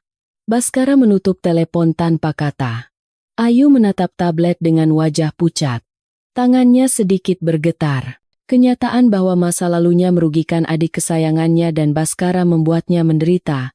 "Apa sebaiknya saya pergi?" Ayu membuka mulut dengan susah payah. "Batalkan saja kontraknya. Saya tidak butuh kompensasi. Asalkan adik saya bisa terus dirawat." Setetes air mata jatuh dari matanya, membasahi punggung tangannya. Ia mencoba untuk bersembunyi lagi ke dalam kegelapan, sendirian. Baskara memutar kursi rodanya dan mendekatinya. Ia meraih tangan Ayu yang gemetar dan meletakkannya di dadanya. Detak jantungnya terasa kuat. Ia menatap Ayu dengan tatapan tegas dan berkata, "Siapa yang menyuruhmu kabur? Lupa dengan kontrak? Kau tidak akan bisa pergi tanpa izinku. Kita sedang berada dalam pertarungan lumpur. Tidak perlu berpura-pura bersih." Baskara mengangkat dagu Ayu agar mereka bertatapan. "Masa lalu adalah masa lalu. Waktu-waktu seperti neraka yang kau lalui telah membentuk dirimu yang sekarang. Dan kekuatan itulah yang menyelamatkanku. Aku mungkin tidak bisa mencintai masa lalumu, tapi aku bisa menghormatinya, dan aku akan memanfaatkannya." Baskara menelepon sekretarisnya. "Siapkan konferensi pers. Pukul 2 siang ini, aku sendiri yang akan maju." Ayu menatapnya dengan mata terkejut. Baskara tersenyum sinis dan berkata, "Jika mereka menyalakan api, kita akan menuangkan bensin. Masa lalumu yang dramatis itu adalah cerita yang sangat bagus untuk dijadikan batu loncatan pembalikan keadaan." Siang itu, ratusan wartawan memadati auditorium kantor pusat grup Surya. Baskara naik ke atas panggung sambil menggenggam tangan Ayu. Di tengah hujan blitz, Baskara memegang mikrofon. Wajahnya lebih percaya diri dan yakin dari sebelumnya. Di sebelahnya, Ayu tegang, tetapi merasakan kehangatan Baskara dan mengangkat kepalanya. Tatapan matanya adalah tatapan seorang pejuang yang telah memutuskan untuk tidak lagi bersembunyi. Dampak dari konferensi pers itu sangat kuat. Seperti yang diperkirakan Baskara, opini publik berbalik secara dramatis. Penderitaan yang dialami Ayu membangkitkan simpati publik, dan sikapnya yang percaya diri menuai pujian, bahkan dijuluki Sri Kandi modern. Saham grup Surya kembali naik, dan strategi negatif yang ditanamkan Dimas Prakoso justru menjadi bumerang baginya. Terpojok, Dimas kehilangan akal sehat dan mulai mengamuk. Ia sadar bahwa ia tidak lagi memiliki peluang menang dengan cara-cara legal seperti perang opini atau rapat pemegang saham. Ia memutuskan untuk mengeluarkan kartu truf terakhir yang ia sembunyikan dalam kegelapan. Larut malam. Sebuah pesan masuk ke ponsel Ayu dari nomor tak dikenal. "Saya kepala teknisi yang memanipulasi sprinkler saat kebakaran. Saya punya buktinya.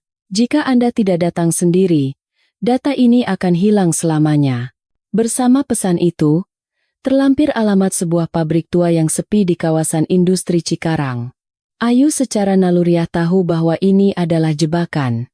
Namun, kepala teknisi itu adalah orang yang memegang kunci utama kasus ini. Jika ia melepaskannya, ia akan kehilangan senjata pamungkas untuk menyerang Baskara. Ia memutuskan untuk masuk ke sarang harimau, meskipun harus menanggung risikonya. Agar Baskara tidak khawatir, Ayu memastikan ia sudah tertidur, lalu diam-diam keluar dari mansion. Ia mengendarai sebuah sedan hitam dari garasi dan melesat ke dalam kegelapan. Hujan kembali turun deras. Wiper bergerak cepat, tetapi pandangannya kabur. Ia melirik tongkat teleskopik untuk pertahanan diri yang diletakkan di kursi penumpang. Firasat buruk mengatakan bahwa malam ini akan menjadi pertarungan yang berat. Ia memeriksa kaca spion untuk memastikan tidak ada mobil yang mengikutinya, lalu menambah kecepatan. Sesampainya di pabrik tua, suasana mencekam menyelimuti. Gerbang besi yang berkarat setengah terbuka, dan dari dalam pabrik, terlihat cahaya remang-remang. Ayu memarkir mobilnya agak jauh dan menyelinap masuk. Lantainya penuh dengan pecahan kaca dan sisa-sisa bahan bangunan, membuat setiap langkahnya terasa menegangkan. Ia menahan napas dan bergerak ke arah gudang di tengah, tempat cahaya berasal. Di dalam gudang, seorang pria parubaya terikat di kursi, berlumuran darah. Itu adalah kepala teknisi yang disebutkan dalam pesan. Saat Ayu hendak mendekat untuk menolongnya, pria-pria yang bersembunyi di seluruh penjuru pabrik muncul. Jumlahnya sekitar 10 orang. Mereka membawa pipa besi dan balok kayu, tersenyum sinis sambil mengepung Ayu, salah satu dari mereka yang terlihat seperti pemimpin maju. Berani sekali kau datang sendiri. Entah kau pemberani atau bodoh. Wakil Ketua Dewan Direksi Dimas Prakoso bilang akan memberiku bonus besar jika aku membawa kepalamu. Ayu tidak panik dan perlahan membuka tongkat teleskopiknya. Suara logam yang bergesekan memecah kesunyian pabrik. Ia menatap para pria itu dan berkata dengan suara dingin, "Sayang sekali, bonus itu sepertinya akan habis untuk biaya rumah sakit kalian." Provokasinya membuat para pria itu berteriak dan menyerbu. Ayu dengan gesit menunduk untuk menghindari serangan pertama dan menghantam tulang kering pria itu. Terdengar suara benturan tumpul dan pria itu menjerit sambil jatuh. Pertarungan berlangsung sengit. Ayu memanfaatkan ruang sempit dan benda-benda di sekitarnya untuk mengatasi jumlah lawan yang lebih banyak. Ia menendang drum untuk menghalangi jalan musuh dan menggunakan rantai yang tergantung di langit-langit untuk melompat. Gerakannya lincah seperti menari, tetapi di ujungnya terdapat kekuatan yang mematikan. Namun, jumlah lawan terlalu banyak, dan mereka tidak segan-segan menggunakan cara apapun. Melindungi kepala teknisi di tengah pertempuran menjadi masalah terbesar. Seorang preman mengayunkan pisau ke arah kepala teknisi yang terikat di kursi. Ayu secara naluriah melompat untuk melindunginya. Ujung pisau yang tajam menyayat dalam bahu kirinya. Darah merah menyembur, membasahi kemeja putihnya. Rasa sakit menyergap, tetapi Ayu bahkan tidak mengerang. Ia mengertakkan gigi dan menghantam ulu hati pria berpisau itu dengan sikunya, membuatnya terlempar. Bau darah membuat para preman itu semakin beringas. Tenaga Ayu mulai terkuras habis. Napasnya tersengal-sengal dan lukanya berdenyut nyeri. Namun, tatapan matanya masih menyala terang. Jika aku jatuh di sini, Baskara tidak akan pernah bisa membersihkan namanya. Pikiran itu menjadi satu-satunya penyangga kakinya.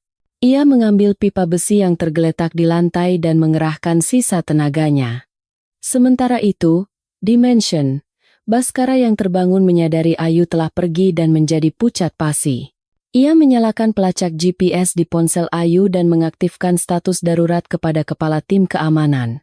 Titik merah di layar menunjukkan sebuah kawasan industri terpencil di Cikarang. Jantung Baskara berdebar kencang. Ia menyeret kakinya yang sakit dan langsung masuk ke mobil. Ujung kakinya yang menekan pedal gas bergetar. Kumohon selamatlah." Saat Baskara tiba, kondisi di dalam pabrik sudah kacau balau. Preman-preman yang mengerang kesakitan tergeletak di lantai, dan udara dipenuhi bau darah dan debu. Baskara, tanpa kursi roda, hanya dengan tongkat, tertatih-tatih masuk ke dalam gudang. Yang dilihatnya adalah sosok Ayu yang berlumuran darah, bersandar di dinding dengan satu tangan.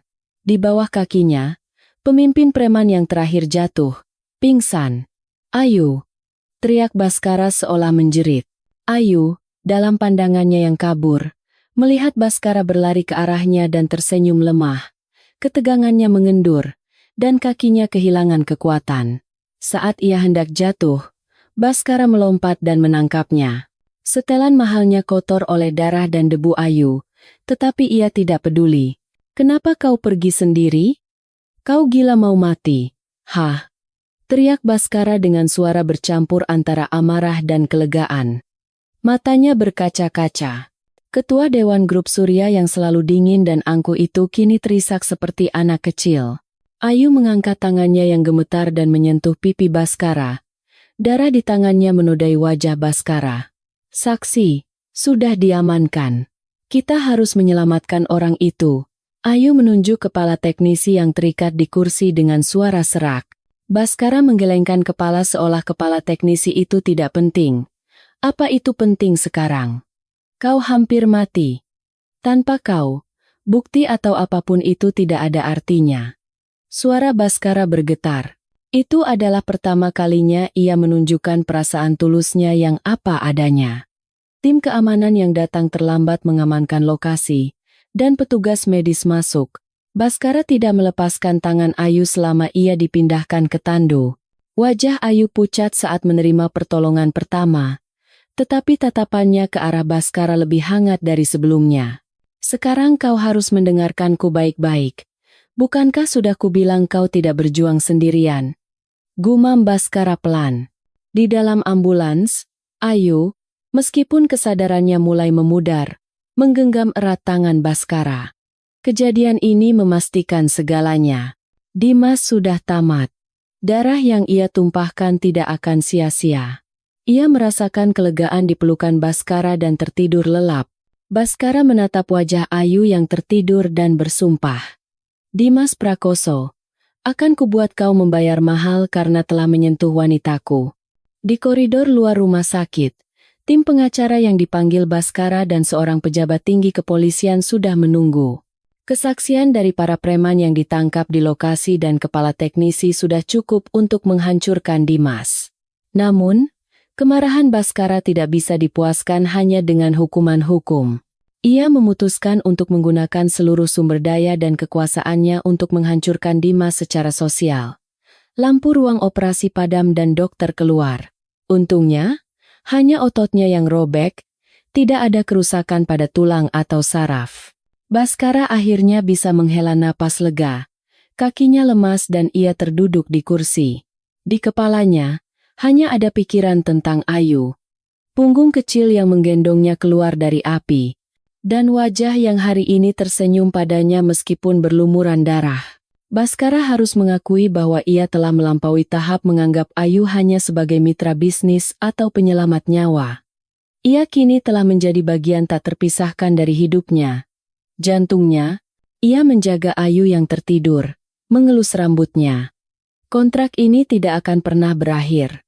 Baskara mengulangi janji itu dalam hatinya. Keesokan paginya, berita dipenuhi dengan insiden malam sebelumnya. Kasus percobaan penculikan istri Ketua Dewan Grup Surya dan wajah busuk Wakil Ketua Dewan Direksi Dimas Prakoso di baliknya. Ketika video pengakuan kepala teknisi dirilis, opini publik meledak. Surat perintah penangkapan untuk Dimas dikeluarkan, dan ia tidak punya tempat untuk lari. Darah yang ditumpahkan Ayu telah menjadi badai besar yang menelan Dimas. Saat Ayu membuka mata, kamarnya dipenuhi bunga, dan di samping tempat tidur, Baskara duduk dengan wajah lelah seolah tidak tidur semalaman. Kau sudah bangun? Suara Baskara serak. Ayu mengangkat lengannya yang diinfus dan tersenyum jenaka. Ketua, ini termasuk kompensasi kecelakaan kerja, kan? Bonusnya juga harus besar. Baskara tersenyum tipis dan mencium tangannya. Aku akan berikan seluruh grup Surya jika kau minta. Tidak, nyawaku juga ambil saja. Jadi kumohon, jangan terluka lagi. Atas pengakuan tulus Baskara, wajah Ayu memerah. Tatapan mereka bertemu di udara. Di antara mereka, selembar kertas kontrak tidak lagi berarti. Mereka sudah menjadi sepasang kekasih yang saling menggenggam nyawa. Kamar VVIP rumah sakit bukan lagi ruang untuk perawatan. Tempat itu telah berubah menjadi markas komando perang. Baskara sibuk menelepon di depan papan tulis besar yang dipasang sementara di dekat jendela. Sementara Ayu yang bersandar di tempat tidur, membuka dua laptop dan mengetik dengan kecepatan tinggi. Bahunya masih dibalut perban, tetapi tatapannya bukan tatapan pasien yang terluka. Tatapannya tajam dan bersinar seperti seekor pemangsa yang mengincar mangsanya. Pengakuan kepala teknisi dan barang bukti yang diamankan sudah cukup untuk menjerat Dimas secara hukum. Namun, yang diinginkan Baskara dan Ayu bukanlah sekadar penahanan. Mereka ingin mencabut seluruh sumber kekuatan Dimas, yaitu aliran dana, jaringan, dan akar busuk yang telah ia tanam di grup Surya. Itu adalah operasi besar yang harus dilakukan, meskipun harus menahan rasa sakit seperti mengikis tulang. Baskara menutup telepon dan mendekati Ayu. Kepala OJK setuju untuk bergerak. Sore ini, semua rekening atas nama samaran yang dikelola Dimas akan dibekukan. Suara Baskara penuh keyakinan. Ayu mengangguk tanpa mengalihkan pandangan dari layar. Bagus. Tapi kalau sumber uangnya dibekukan, tikus itu akan semakin menggila. Dia akan mencoba mencari dana darurat yang disembunyikan untuk kabur ke luar negeri, atau menjual rahasia perusahaan. Tudingan Ayu sangat tepat. Dimas adalah tipe orang yang akan memilih bunuh diri jika terpojok. Baskara menatap layar laptop Ayu. Di layar, terdapat peta kota Jakarta yang rumit dengan banyak titik. Hanya ini, tanya Baskara. Ayu tersenyum lebar.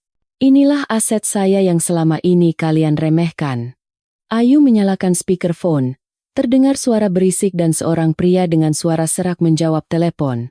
Mbak Ayu, gimana kondisinya? Yang diminta sudah saya cari tahu. Soal klub elit di Sudirman yang sering didatangi Dimas Prakoso. Adik saya yang jadi bartender di sana bilang, semalam dia lihat ada 5 koper mencurigakan dibawa keluar. Begitu telepon ditutup, pesan lain masuk. Kali ini dari kepala petugas kebersihan di gedung utama. Saya menemukan sobekan dokumen dari mesin penghancur kertas di tempat sampah ruang wakil ketua. Sepertinya ada nama perusahaan dari Tiongkok. Ayu menatap Baskara dan berkata, dengarkan? Jaringan informan saya ada di mana-mana.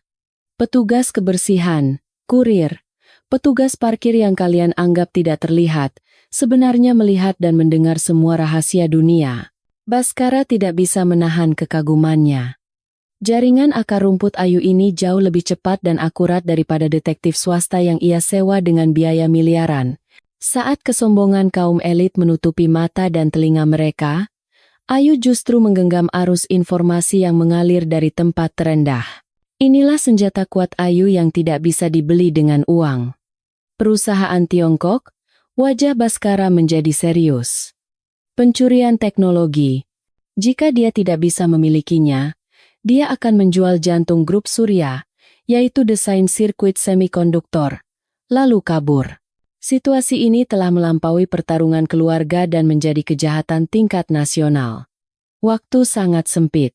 Mereka harus menghentikan Dimas sebelum ia melintasi perbatasan atau menyelesaikan transaksi. Baskara segera memanggil tim hukum dan tim keamanan. Ia mengajukan perintah pencekalan untuk Dimas dan menempatkan personel pengawas di bandara dan pelabuhan. Pada saat yang sama, ia mengirimkan sinyal agresif ke pasar saham. Ia merilis pengumuman yang mengisyaratkan pemecatan wakil ketua Dewan Direksi Dimas Prakoso dan pengungkapan skandal manajemennya. Saham grup Surya bergejolak, tetapi Baskara tidak peduli. Ia harus menanggung risiko kehilangan darah saat membuang daging busuk. Sementara itu, Dimas yang terpojok bersembunyi di sebuah rumah aman di pinggiran Jakarta. Di depannya, panggilan video dengan seorang broker dari perusahaan pesaing Tiongkok sedang berlangsung. Ia menggigit kukunya dengan cemas. Semua rekeningnya dibekukan, dan orang-orang kepercayaannya tidak bisa dihubungi. Yang tersisa baginya hanyalah data teknologi inti yang tersimpan di server pusat grup Surya. Dengan itu, ia bisa hidup mewah selamanya. Dimas mengumpulkan sisa anak buahnya yang setia. Malam ini kita serbu ruang server kantor pusat. Bunuh saja siapapun yang menghalangi. Matanya dipenuhi kegilaan. Itu adalah perjuangan terakhir seorang penjahat yang telah kehilangan akal sehat. Di rumah sakit, Baskara dan Ayu sedang memprediksi langkah Dimas selanjutnya. Kemana dia akan pergi? Bandara atau pelabuhan? Baskara merenung sambil melihat peta. Ayu memejamkan mata sejenak dan mencoba berpikir dari sudut pandang Dimas. Jika saya adalah dia, saya tidak akan kabur dengan tangan kosong. Untuk merencanakan masa depan, saya butuh modal yang pasti. Mata Ayu terbuka lebar. Kantor pusat. Ruang server utama di lantai basement 5. Di sanalah teknologi 30 tahun grup Surya terkumpul. Baskara menggelengkan kepala. Keamanannya sangat ketat. Tanpa pemindaian retina dan vena, bahkan tidak bisa mendekat. Dan otorisasi itu hanya aku yang punya. Justru karena itu dia akan ke sana, kata Ayu dengan suara yakin. Dia akan menghancurkannya secara fisik. Dia orang yang tidak punya apa-apa lagi untuk dirugikan. Baskara menilai ucapan Ayu masuk akal. Ia segera mencoba menghubungi bagian keamanan kantor pusat. Namun, yang terdengar hanyalah nada sambung yang panjang. Tidak ada yang menjawab. Kita sudah didahului, umpat Baskara pelan. Jelas bahwa orang dalam yang ditanam Dimas telah melumpuhkan sistem keamanan. Meskipun memanggil polisi sekarang, butuh waktu untuk mereka tiba. Selama itu, jika Dimas berhasil mencuri data dan menghancurkan ruang server, grup Surya hanya akan tersisa cangkangnya saja. Saya akan pergi, kata Ayu sambil turun dari tempat tidur. Ia mencabut jarum infus dengan kasar. Darah pun menetes. Baskara menahannya. Jangan. Lihat kondisimu. Kau bahkan sulit untuk berdiri. Namun, Ayu tidak mau mengalah. Anda terluka di kaki dan tidak bisa sampai ke sana dengan kursi roda. Mereka pasti sudah mematikan lift.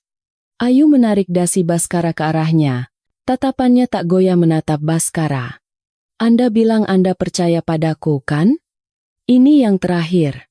Biarkan aku menyelesaikannya dengan tanganku sendiri. Baskara bimbang. Ia tidak ingin mengirimnya lagi ke medan perang. Namun, seperti yang dikatakan Ayu, saat ini satu-satunya orang yang bisa bergerak dan menghadapi mereka adalah Ayu. Kita pergi bersama, kata Baskara seolah telah memutuskan. Gendong aku atau apapun. Kita pergi bersama. Ini perusahaanku, pertarunganku. Aku tidak akan hanya bersembunyi di belakang. Ayu tersenyum seolah tidak bisa menolak keras kepala Baskara. Keduanya saling menopang dan meninggalkan kamar perawatan. Itu seperti upacara keberangkatan para pejuang yang akan menuju pertempuran terakhir. Kantor pusat grup Surya sunyi seperti sebelum badai. Lampu lobi padam, dan tidak ada penjaga yang terlihat. Baskara dan Ayu turun ke basement melalui pintu darurat karyawan. Ayu menahan rasa sakit di bahunya sambil menopang salah satu lengan Baskara. Keringat dingin mengalir setiap kali menuruni tangga, tetapi ia tidak menunjukkannya. Saat tiba di basement 3, terdengar suara ledakan tumpul. Suara pintu tahan api di pintu masuk ruang server di basement 5 yang dibuka paksa. Mereka sudah datang, bisik Ayu. Ia menyembunyikan Baskara di sudut ruang panel listrik yang aman. Tunggu di sini sampai polisi datang. Saya akan menarik perhatian mereka. Tidak. Berbahaya. Baskara memegang tangannya. Ayu mencium punggung tangannya dan berkata dengan lembut. Jangan khawatir. Saya kan nyonya besar grup Surya. Pencuri yang mencoba mencuri barang di rumah saya, harus saya hajar sendiri. Ia melepaskan tangan Baskara dan menghilang ke dalam kegelapan. Punggungnya kecil, tetapi bayangannya besar. Ayu menuju lorong menuju pintu masuk ruang server dan membuka hidran. Ia mengeluarkan selang pemadam kebakaran dan mulai menyiram lantai dengan air. Kemudian, ia memotong kabel di panel listrik dan mencelupkannya ke dalam genangan air. Sebuah perangkap listrik yang sederhana namun mematikan. Beberapa saat kemudian, anak buah Dimas muncul membawa peralatan. Mereka terhenti saat melihat lantai yang basah. Apa ini? Bocor. Saat salah satu dari mereka melangkah, Ayu menekan saklar listrik. Terdengar suara percikan listrik, dan orang-orang di depan menjerit lalu jatuh. Orang-orang di belakang panik dan kebingungan. Memanfaatkan celah itu, Ayu meledakkan bom asap. Asap putih memenuhi lorong, menghalangi pandangan. Ayu bergerak seperti hantu di dalam asap, melumpuhkan mereka satu persatu. Ia menangkis lengan pria yang membawa pipa besi dan menghantam ulu hatinya. Bahunya yang terluka terasa seperti akan robek, tetapi adrenalin mematikan rasa sakit. Ia bukan lagi pihak lemah yang hanya bertahan. Ia membuktikan dengan seluruh tubuhnya bahwa orang yang memiliki sesuatu untuk dilindungi adalah yang terkuat. Namun, jumlah musuh terlalu banyak. Mereka adalah preman bayaran terbaik Dimas. Saat Ayu terengah-engah dan mundur, seorang pria berbadan besar mencekik lehernya dan mendorongnya ke dinding. Krak! Kaki Ayu terangkat dari lantai. Pandangannya perlahan kabur. Saat tenaganya mulai habis, wajah Baskara melintas di benaknya. Tidak, aku tidak bisa berakhir di sini. Ayu mengerahkan sisa tenaganya dan menusuk mata pria itu dengan jarinya. Pria itu menjerit dan melepaskan tangannya. Ayu tidak menyia-nyiakan kesempatan itu dan menghantam dagu pria itu dengan lututnya. Raksasa itu ambruk ke lantai. Ayu bersandar di dinding dan terbatuk-batuk. Saat itu, Dimas Prakoso keluar dari dalam ruang server. Di tangannya, ada sebuah hard disk, dan di tangan lainnya, sebuah pistol. Pistol di Indonesia, itu adalah bukti betapa gilanya dia. Jalan keras kepala, padahal akan lebih mudah jika kau mati saja. Dimas tertawa dingin dan mengarahkan moncong pistolnya ke Ayu. Ayu tidak bisa bergerak, tenaganya sudah habis, dan kakinya gemetar. Jari Dimas berada di pelatuk, terdengar suara letusan, dan Ayu memejamkan mata. Namun, tidak ada rasa sakit yang terasa. Saat ia membuka mata, terlihat punggung lebar yang menghalanginya. Itu Baskara. Baskara tertatih-tatih menghalangi jalan Ayu, dan peluru itu menyerempet bahunya lalu menancap di dinding. Beruntung sekali peluru itu meleset. Baskara menatap Dimas dengan ekspresi kesakitan. Kak, apa kau benar-benar harus melakukan ini?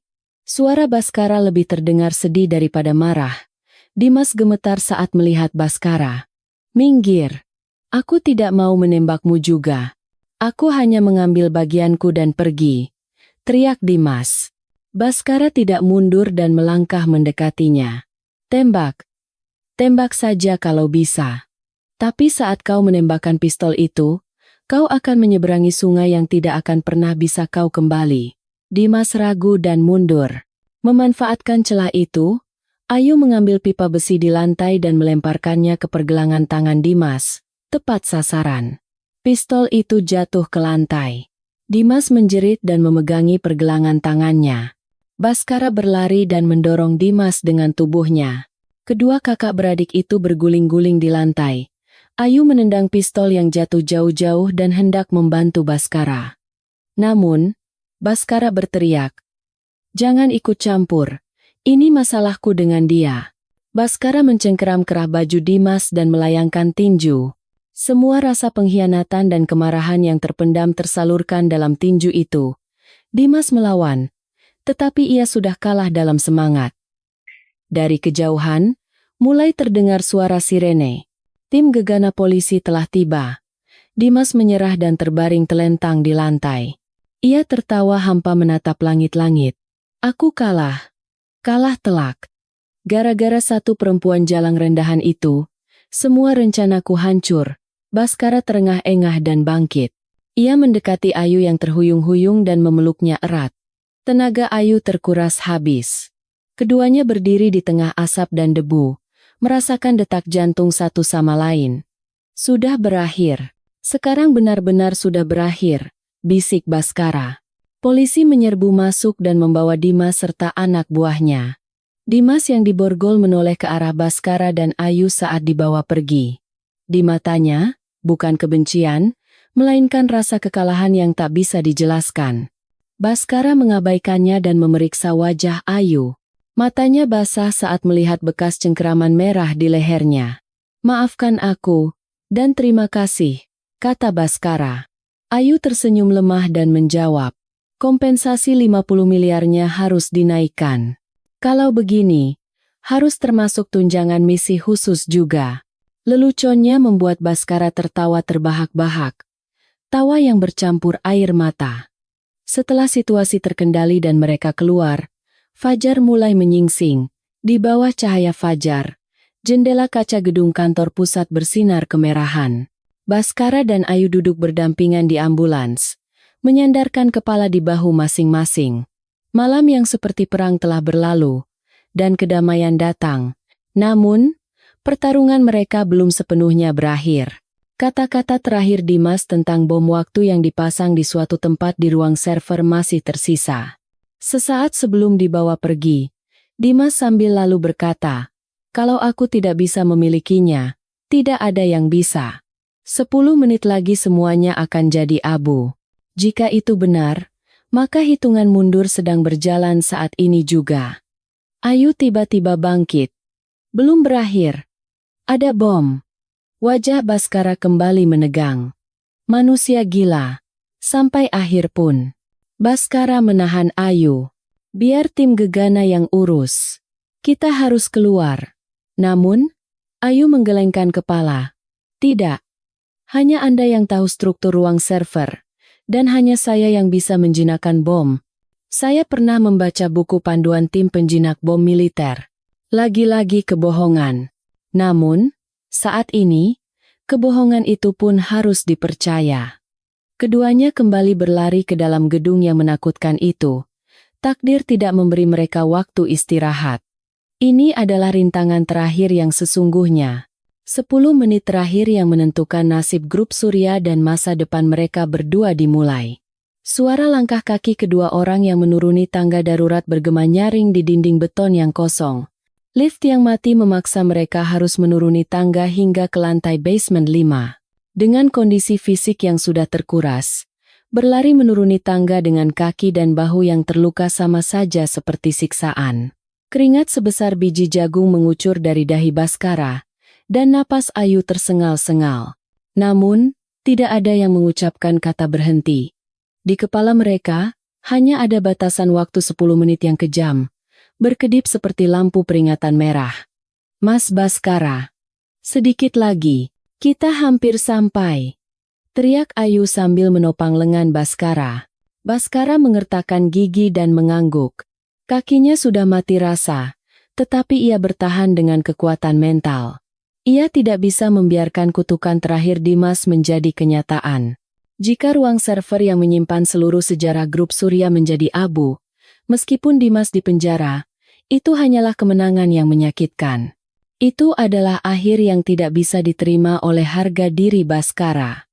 Akhirnya, pintu besi tebal di lantai basement 5 muncul. Ayu tanpa ragu menendang pintu itu hingga terbuka. Ruang server yang luas dipenuhi oleh panas dan kebisingan dari ratusan rak server. Suara kipas yang berputar terdengar seperti dengungan lebah raksasa yang memekakan telinga. Entah di mana bom itu disembunyikan di tempat seluas ini, Ayu secara naluriah melihat sekeliling untuk mencari tempat yang paling penting. Mainframe. Kalau dia, pasti dia akan mengincar tempat yang paling vital. Teriak Baskara terengah-engah sambil menunjuk ke tengah ruang server. Di sana, terdapat unit pemrosesan pusat raksasa yang disebut sebagai jantung grup Surya. Keduanya berlari tertatih-tatih ke sana. Dugaan mereka benar. Di bagian belakang mainframe, di antara kabel-kabel yang rumit, terpasang sebuah kotak hitam yang aneh. Timer digital pada bom itu menunjukkan angka merah yang berkurang dengan cepat. Waktu yang tersisa adalah 4 menit 30 detik. Waktu lebih sedikit dari yang mereka duga. Ayu berlutut di lantai dan dengan hati-hati membuka penutup bom. Kabel-kabel yang terjalin rumit, saklar merkuri, dan detonator terlihat. Bom rakitan yang dibuat oleh seorang ahli. Bola mata Ayu bergetar. Ucapan bahwa ia pernah membaca buku panduan tim penjinak bom militer sebenarnya adalah kebohongan untuk menenangkan Baskara. Pengetahuan yang ia miliki hanyalah apa yang ia pelajari sambil lalu dari seorang mantan ahli peledak tua yang ia temui di arena judi dulu. Pengalaman lapangan sama sekali tidak ada, dan rasa takut akan kehilangan nyawa jika gagal menyergapnya. Tangan Ayu mulai bergetar. Baskara menyadari getaran itu dan mendekat, menyinarinya dengan senter.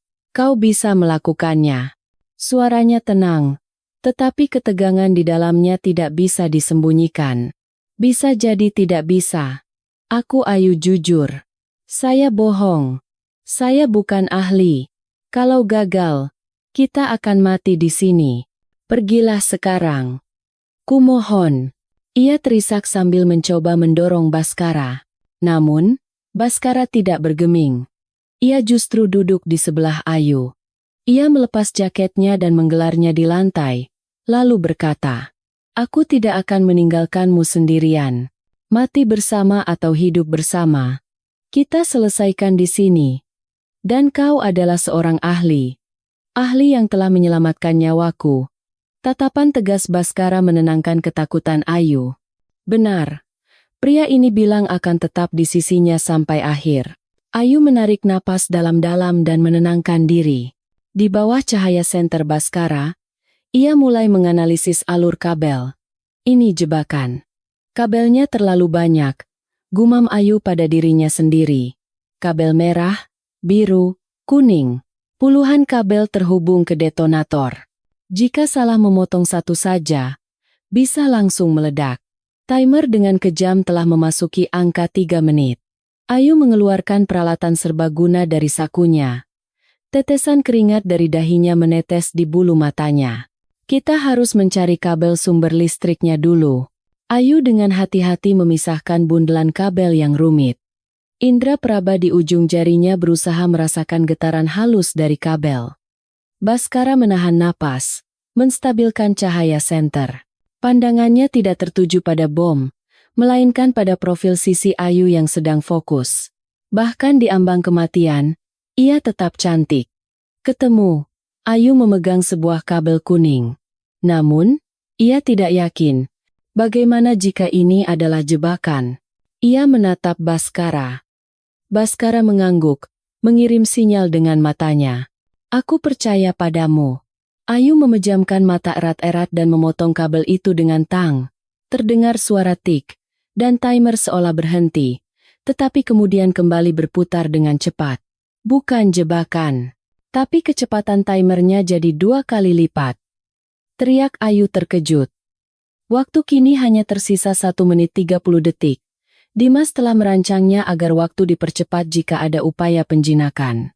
Napas Ayu kembali menjadi kasar. "Jangan panik. Tenang," kata Baskara sambil mencengkeram bahu Ayu dengan kuat. "Intinya adalah detonatornya.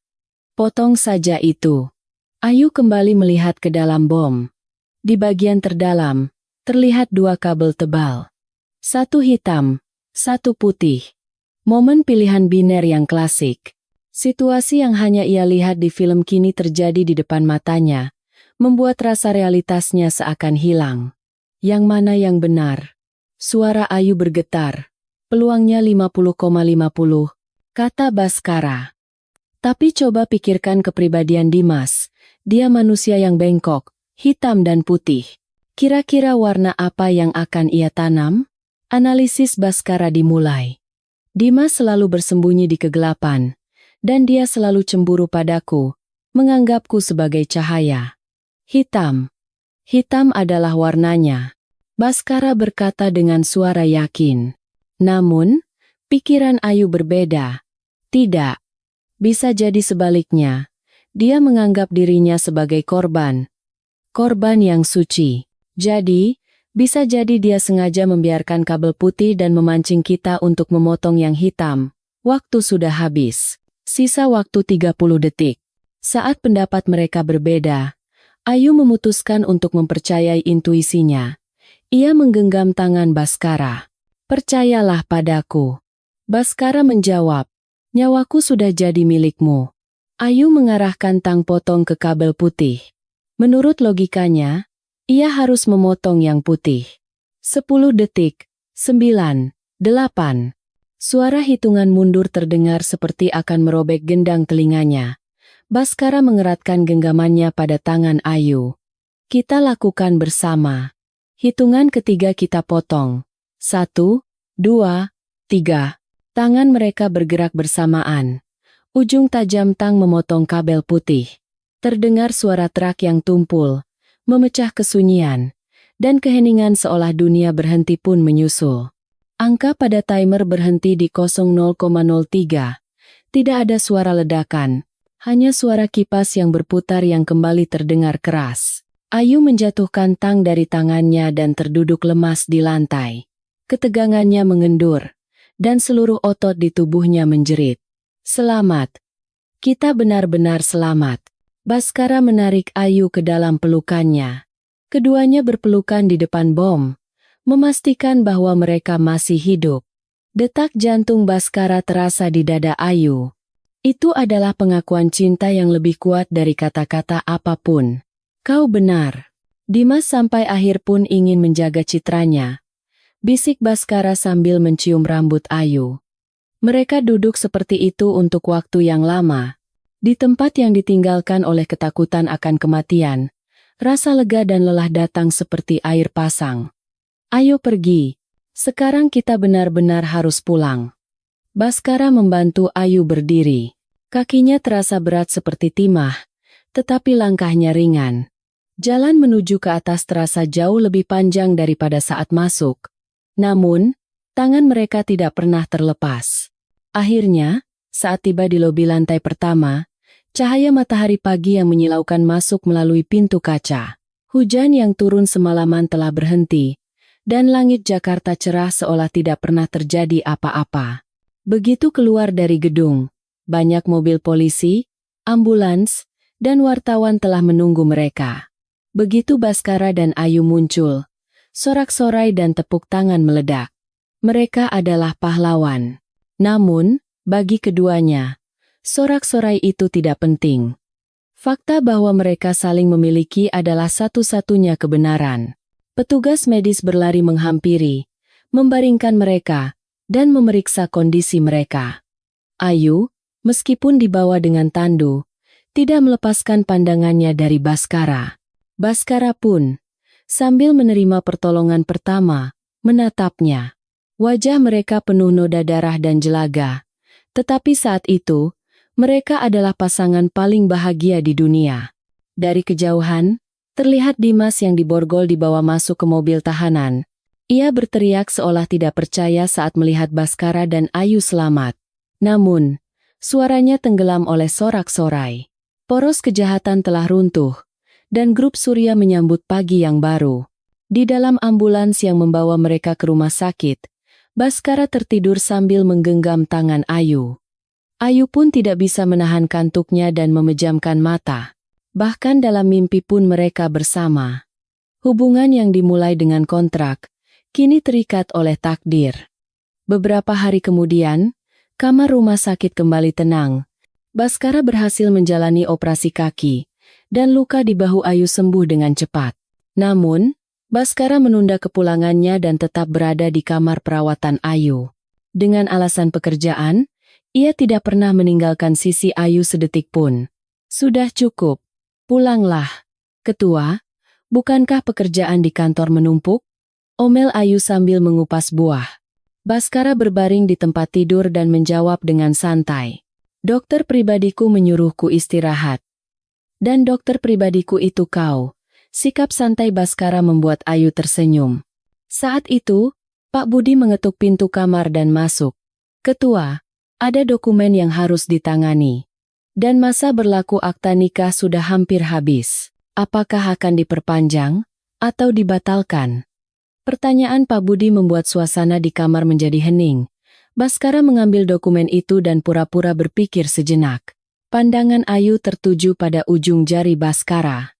Ia berusaha bersikap biasa saja sambil memasukkan buah ke mulutnya. Rencana awalnya adalah menerima 50 miliar dan pergi setelah masa kontrak berakhir.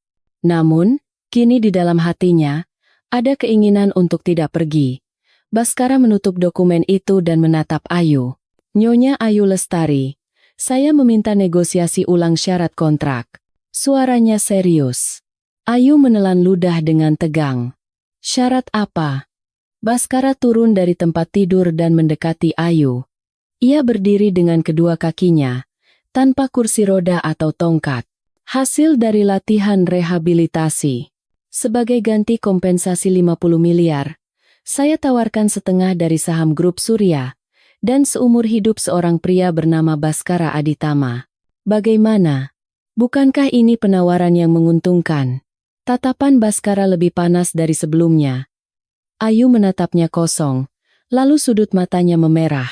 Ia meletakkan pisau buah dan berdiri dari tempatnya. Terlalu mahal. Apakah saya sanggup menerimanya? Jawaban jenaka Ayu membuat Baskara tersenyum. Kau sudah sanggup menanggung harga nyawaku.